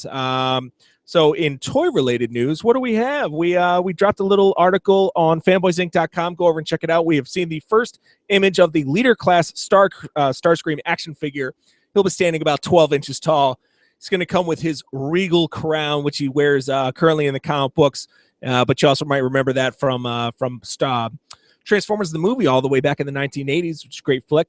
What else do we have? Leader Class Ultra Magnus found at retail as well. Very excited for this particular figure. He's going to be standing probably around the same height, 12 inches tall. It's Ultra Magnus, kind of like Optimus Prime, second in command. This is going to be based on his appearance on his character from the Transformers More Than Meets the Eye comic book series. And he's going to even have like his little, all right, you guys aren't going to know what I'm talking about, but just roll with it here. He's going to even have his little Minimus Ambus little character. It's like this little tiny robot that fits inside of him. Sure it is. If you want to see what it's all about, you got to check out the series. What else do we have? Transformers, keeping it Transformers-centric today. Platinum Edition Insecticons 3-pack. Kmart exclusive. They took the old Insecticon molds, Bombshell, Shrapnel, Kickback. If you guys grew up in the 80s, you probably had a couple of these figures laying around, or the kid down the street did, or your cousin did, whomever. So Hasbro is re-releasing these figures. I don't know. They probably stand like 4 inches tall. Here's the kicker. Kmart exclusive, nice big box set, $79.99 price point. Jeez. Wow. Screw that. Fail. Bad job. Shut up! That's like $30 per figure. Hell, you can go on eBay and get the vintage ones complete. Get all that nostalgic vintageness for probably like $10 a pop. So a little bit of a disappointment. Why? How many characters in the box? 3. Not that many. Not enough to endorse that price point. What do we have? 1/12 scale. Mezco toys. has some sweet 12-inch Dark Knight Returns deluxe box set coming to San Diego Comic-Con this year. $150 price point. We're going to be getting Batman versus the Mutant Leader in that classic Frank Miller? Yeah, in that classic garbage dump junkyard fight scene there. Oh, awesome. Yep. Dark Knight's going to be battle damaged version. Oh, cool. Yep. Like I said, all right. So Bat's going to have like a cloth costume, battle damage action. They're going to be having a Polystone cold cast display base of the junkyard. $150. That's a pretty good price point. These characters are going to be super articulated, 30 points of articulation. And like I said, I mean, the fact that they're actually going to have like little stitched cloth costumes in that scale, they look pretty badass. So we're going to get something up. Take a look at fanboysinc.com tomorrow. We're going to have that article up for you guys to take a look at. Gentle Giant is also working with the large jumbo-sized vintage stuff. I saw that coming back. They started doing old Star Wars figures, like pretty much, like a 12-inch scale. Okay. So they're taking the old Kenner style figures and simply increasing their size. They're going to be putting them in, they already put them in the vintage appropriate size packaging, which looks nice. They've even leapt in, they started doing Superpowers figures and the old DC line from Kenner as well. And we've gotten a report that they're going to be doing G.I. Joe as well.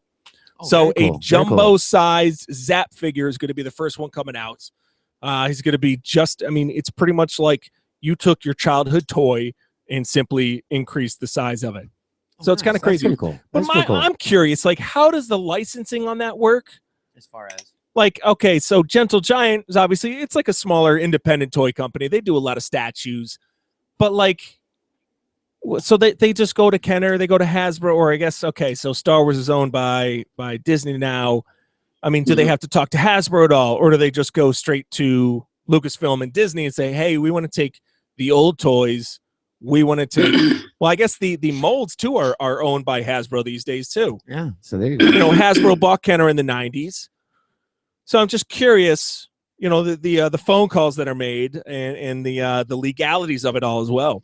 Now they would do. Now is this when they do this? Is this a bid for rights? Would they do a bid? Well, You get it for exactly a year. my Do you get question. it for a year, or do you buy out like all-time rights, like a copyright? And that's my question. I mean, obviously they're dealing with these old throwback figures. So they're like, hey, we want to redo. I mean, what are they going to do? All 92 Star Wars figures? Good. You know what I mean? They are reissuing the story of Star Wars 1 through 5 right now. Are we going to do all 33 Superpowers action figures? And as far as G.I. Joe, yeah, I guess they could do the original 12 Joe figures that came out in 1982. How far do you want to take this thing? It's just an interesting thought. I really don't know.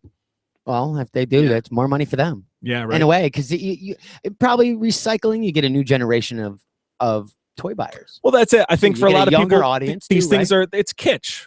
It's fun. It's exciting. People have a couple sitting on the shelf or hang a couple up tacked up on the wall. How cool there. would it be if you had the original Luke and you get the new Luke? Well, that's just that's it. the thing. I mean, all of a sudden, you have this giant-sized Luke Skywalker, and you have your little adorable original Luke Skywalker as well. Yeah, I don't know. It'd be interesting. We'll see what happens. Yeah. Now, you want to do? Do you have your pull list for today? Do you know what you picked up today? No, I already did that. Star Wars number 5, Transformers issue number 41. Okay. That's it. Okay. Two meager books. Okay. Well, I just gave my list. Do we? You want to do picks, and then we'll round it up with the guys? Pick. All right. Well, I know what your pick's going to be. Oh, hell yeah! It's going to be. It's going to be Miss Piggy and Kermit the Frog issue 1. Great. Pork in Space. All right. My pick. It's going to be Fringe. Loving the show. Oh, wow. Okay. Got to check it out. Binge watching the hell of it on Netflix. Go and watch it, you guys. And I'll follow that up with, if you like Fringe, go and check out Accelerators Volume 1. Don't be stealing. Oh, it's Volume 1. Okay. Volume 1, Time You're Games. stealing my pick, God damn it. Collected in trade paperback everywhere. And my pick. Yay. Goddamn right. Yeah. And my pick is going to be Accelerators number 1, Momentum. Very cool. That was my pick. Well, I stole it from you. Oh, I got something else to do. I got something else. You guys take Mad Max. Yeah, you take Mad Max. The continuing story of issue 1 through 6. You may want to call it issue 7. You might not. I feel that you could pick this up if you haven't read 1 through 6. So if you see it in your local store and you might not get 1 through 6, don't be scared that you haven't picked that up yet. Pick up issue 1, and then down the road, try to pick up the trade, which you can get online. And the guys will tell you exactly where else you can pick up the trade digitally as well. But it's not necessary for you to jump on. I think that's another great part of the way this arc is running, that you can pick this up and you may be lost, but you're intrigued. You're not gonna, you read this going, oh my God, what's going on? I can't get into it. You may like, oh my God, I want to know the past, where you still can follow forward in this 1 through 4 if you don't read 1 through 6. And I think that's a great writing style as well, that you don't need it to follow what's going on. It just intrigues you to go back. Right. I mean, a lot of stories are like that. You'll pick up an issue and be like, I can't read this because they're quoting so much what's going on or what's happening from this first half. I can't get into it. I need to find it, but I'm confused. Here, you're just intrigued. Right. And I think that's great. Guys, do you each of you, Tom, do you have a pick for this week? I would like to say The Kingsman, the movie. Oh, nice. Okay. I heard that was good. I watched it in the theater with my kids, which was totally not appropriate for them. That's what I heard. But I absolutely love that movie, and my older son, just bought it on iTunes this week, and we watched it again. And man, what a fun movie that is! And I recommend that to anybody who likes, not necessarily even. It's Mark Millar, right? I think it's Mark Millar. Yes, it is. If you like the kick-ass movies, or even if you don't, it's just a fun movie. If you like Bond movies, if you like James Bond movies, it's a fun rip on the James Bond movies. And Samuel L. Jackson, it looks like he's having more fun in that movie than he's had in years. That's great. I've heard nothing but great things about it, and I still haven't gotten to see it. Yeah. I love it. I saw it in the theater, probably about a week after it came out, and there was maybe 50, 60 people in the theater, and everybody was laughing in the right place, was clapping at the end, it's one of those, it's a sleeper hit. I wouldn't even have thought to go see it, and I enjoyed it immensely. Awesome, man. Very cool. Mr. Tim Yates. Mad Max, it will change your life, and you will never love again. That's not a good endorsement. I love it though. No, it'll be the love of your life. That's what I'm saying. Oh, it'll be the love. That was very romantic. Wow, so romantic. No, it's like the Princess Bride. What did Buttercup say when Wesley died? I will never love again because she loved. That's it. Well, anyway, it's a good movie. I will never love again. That's what she says. Yeah, if you don't like car chases, don't watch it. But if you're a normal being, if you have a pulse, I have yet to hear anything about Charlize. Oh, she was great. That's what I heard. Oh, that's what I said earlier. She's the main character. She's the main character of the movie. She kills it. I can't wait to see those Furiosa cosplays. Oh, I'm sure. yeah, I'm right. Sure, definitely. She delivers dramatically. There's one scene where she's got this moment crashing down around her, and she just got this one scene where she just is Gavin back? Yeah, I was going to say, did Gavin call back? Yeah. Did he really call back? Yeah, I'm back. Oh, we hung up on you because we couldn't hear what was going on. Sorry, man. That's awesome. No, it's all good. No, that's awesome. Sold you a came couple back. trades, sold a couple books, and then I drew a quick Swamp Thing for a guy. So sweet. This is the most sporadic, spontaneous podcast we've ever had. Awesome. Gavin, usually we end our show with picks of the week. We all had our picks. So since you called back, you are now on the chopping block, and your pick of the week. Let's see. I haven't got to, accelerators, right? Don't be taking my pick. That was my pick. Well, no, my pick of the week, I'm going to say I picked up all the single issues, but the trade came out today. Southern Bastards Volume 2. Oh, damn. You know what? I'm hearing so many good things about Southern Bastards. Mike Sains, our editor, loves that book. Oh, yeah. It's incredible. It's, it's my favorite Jason Aaron book since Scalped. Oh, wow. Really? Yeah. Scalped is one of my favorite series kind of ever. And, he's Are you falling in love with it? job. Are you falling in love with it like Tim Yates is falling in love with Mad Max?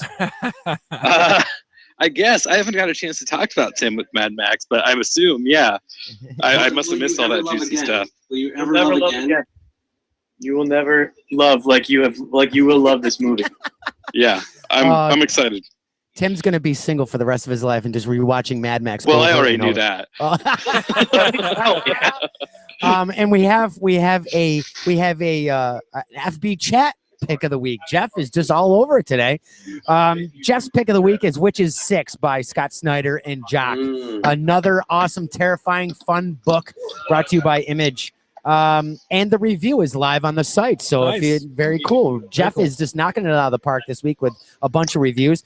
And we will have a full review of Accelerators Momentum #1 coming out tomorrow. So guys, check it out. And if you're on the fence, I don't know why you should be on the fence with the Accelerators, but go over and check out our full review over Accelerators Momentum #1. Guys, thank you so much. I wish we could do this more often. Tim Yates, we will have you on quite soon so we can talk about Anne Bonny coming out. Can't wait. What is the release date for Anne Bonny? June 10th. June 10th. Okay, June 10th it is. It'll be right after. Wow, you know what? Wow, what a busy week. We got June 6th and 7th. We have June 6th. We have an event, the pre-party for Albany Comic Con. That's right. Sponsored by us, Fanboys Inc. We'll have a live podcast with some creators, special guests. Before the con, it'll be a kind of meet the creator podcast show. Which show is that for? This will be for the Albany Comic Con in 205 Wolf Road, Albany, New That's York. the same weekend as Special Edition, isn't it? Yes, I believe it is. Special edition is Saturday. Now, is that a 2-day con, Gavin? That's a 2-day show. Yeah, Okay, I'm so going to be there. Okay, so you'll be there. Awesome. It's Saturday and Sunday. And then Sunday will be our con at the Albany at the 205 Wolf Road Holiday Inn, Albany, New York. Yep. And then we have the release of Anne Bonny. Maybe we'll bring you on, Tim, for the release of Anne Bonny on that day. I'd love to. Okay. Very cool. Now, guys, where are you guys going to be? Now, Gavin, you're going to be at the special edition. Yes, I'll be in St. Louis this weekend as well for the Wizard show. Okay. And then, after that, I'm not sure. I'm all over the place this summer. You are like a con whore, man. I see I like you all making over that the money. place. Nice, nice. Now, Tim, where's the next con you're going to be at? I don't even know. I'm not doing too many cons this season. I've got too much work to do. Next con I will be at is, I believe, Garden State Comic Fest in New Jersey. Okay. Or is it NJ Comic Anime Con? One of those two, just because they're small cons that are nearby. I don't have to do a lot of traveling, and I don't have to stay in a hotel for them. Yeah, it's NJ Comic Anime Con in Morristown. Okay. Now, it should be a good show. They've got some good guests. Nice. I'll be there drawn. It's a one-day thing, so if you're in the Morristown area, stop by. Very nice. I'll be Now, Mr. Mom, where are you going to be? I know you're so busy with a schedule. Is New York City going to be your thing? My next, hey, Gavin, mute your phone. Hold on. I'm going to be, my next con that I'm going to do behind the table is going to be New York Comic Con. I'm hoping to go to Walker Stalker nice. in Orlando in June, Okay. depending on whether or not I'm on the road or if I'm home. But that's basically just to hang out with Ming and the AMC group. That's that's good enough reason right there. It's a good group to hang out with. Always fun hanging out with those guys. Yeah, exactly. I love those guys. So I look forward to seeing Ming. I haven't seen him in a while. Well, everybody, thank you so much for listening. As always, you can find us at fanboysinc.com, facebook.com/fanboysinc, on Twitter @fanboysinc. Plus, don't forget, we're on Stitcher and iTunes. We would love to see some reviews over on iTunes that help us stay on the air. Hit us up on Stitcher. Guys, where can they find everybody? Somebody want to take the lead on where they can find Blue Juice Comics? JuiceComics.com is the place to go to buy things directly from us. You can get anything else at Amazon.com or even Comixology.com. Also, our children's book, Dudley and the Toy Keeper's Chest, comes out in print on July 14th. You can get it on Amazon.com. You can pre-order. And it is available on Kindle now. So you can get it on Kindle now.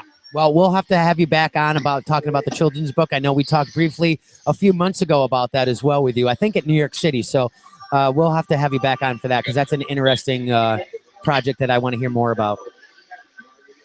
Sounds good. All right. Awesome. Everybody. Awesome. Thanks, you guys. Now, what are you going to do? Me? Yeah, what are you doing?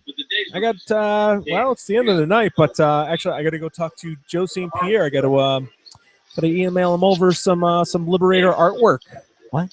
Yeah. What are you talking about? For the Liberator. What are you talking about?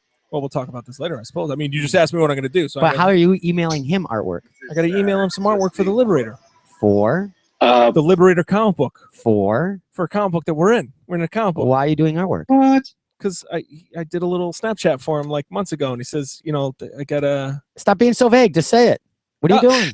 No, like there was a little Liberator, some fan art that I made for the guy, and he's like, "Hey, all I can get is a thumbnail, so I got to for the guy, our friend and creator." Yeah, for the guy. Jesus, so I got to email him a better JPEG. Okay. Yes, and hopefully by January 6th as well, we may have a signing at the Comic Depot with Joe St. Pierre. Very cool. Issue 3, hopefully by June 3rd, which will be our debut. Well, he's gonna be at the Albany show as well. Yes, correct? I know that. Yes, very cool. But it'll be our debut, issue 3. We shot out a sneak peek page of that. Yep.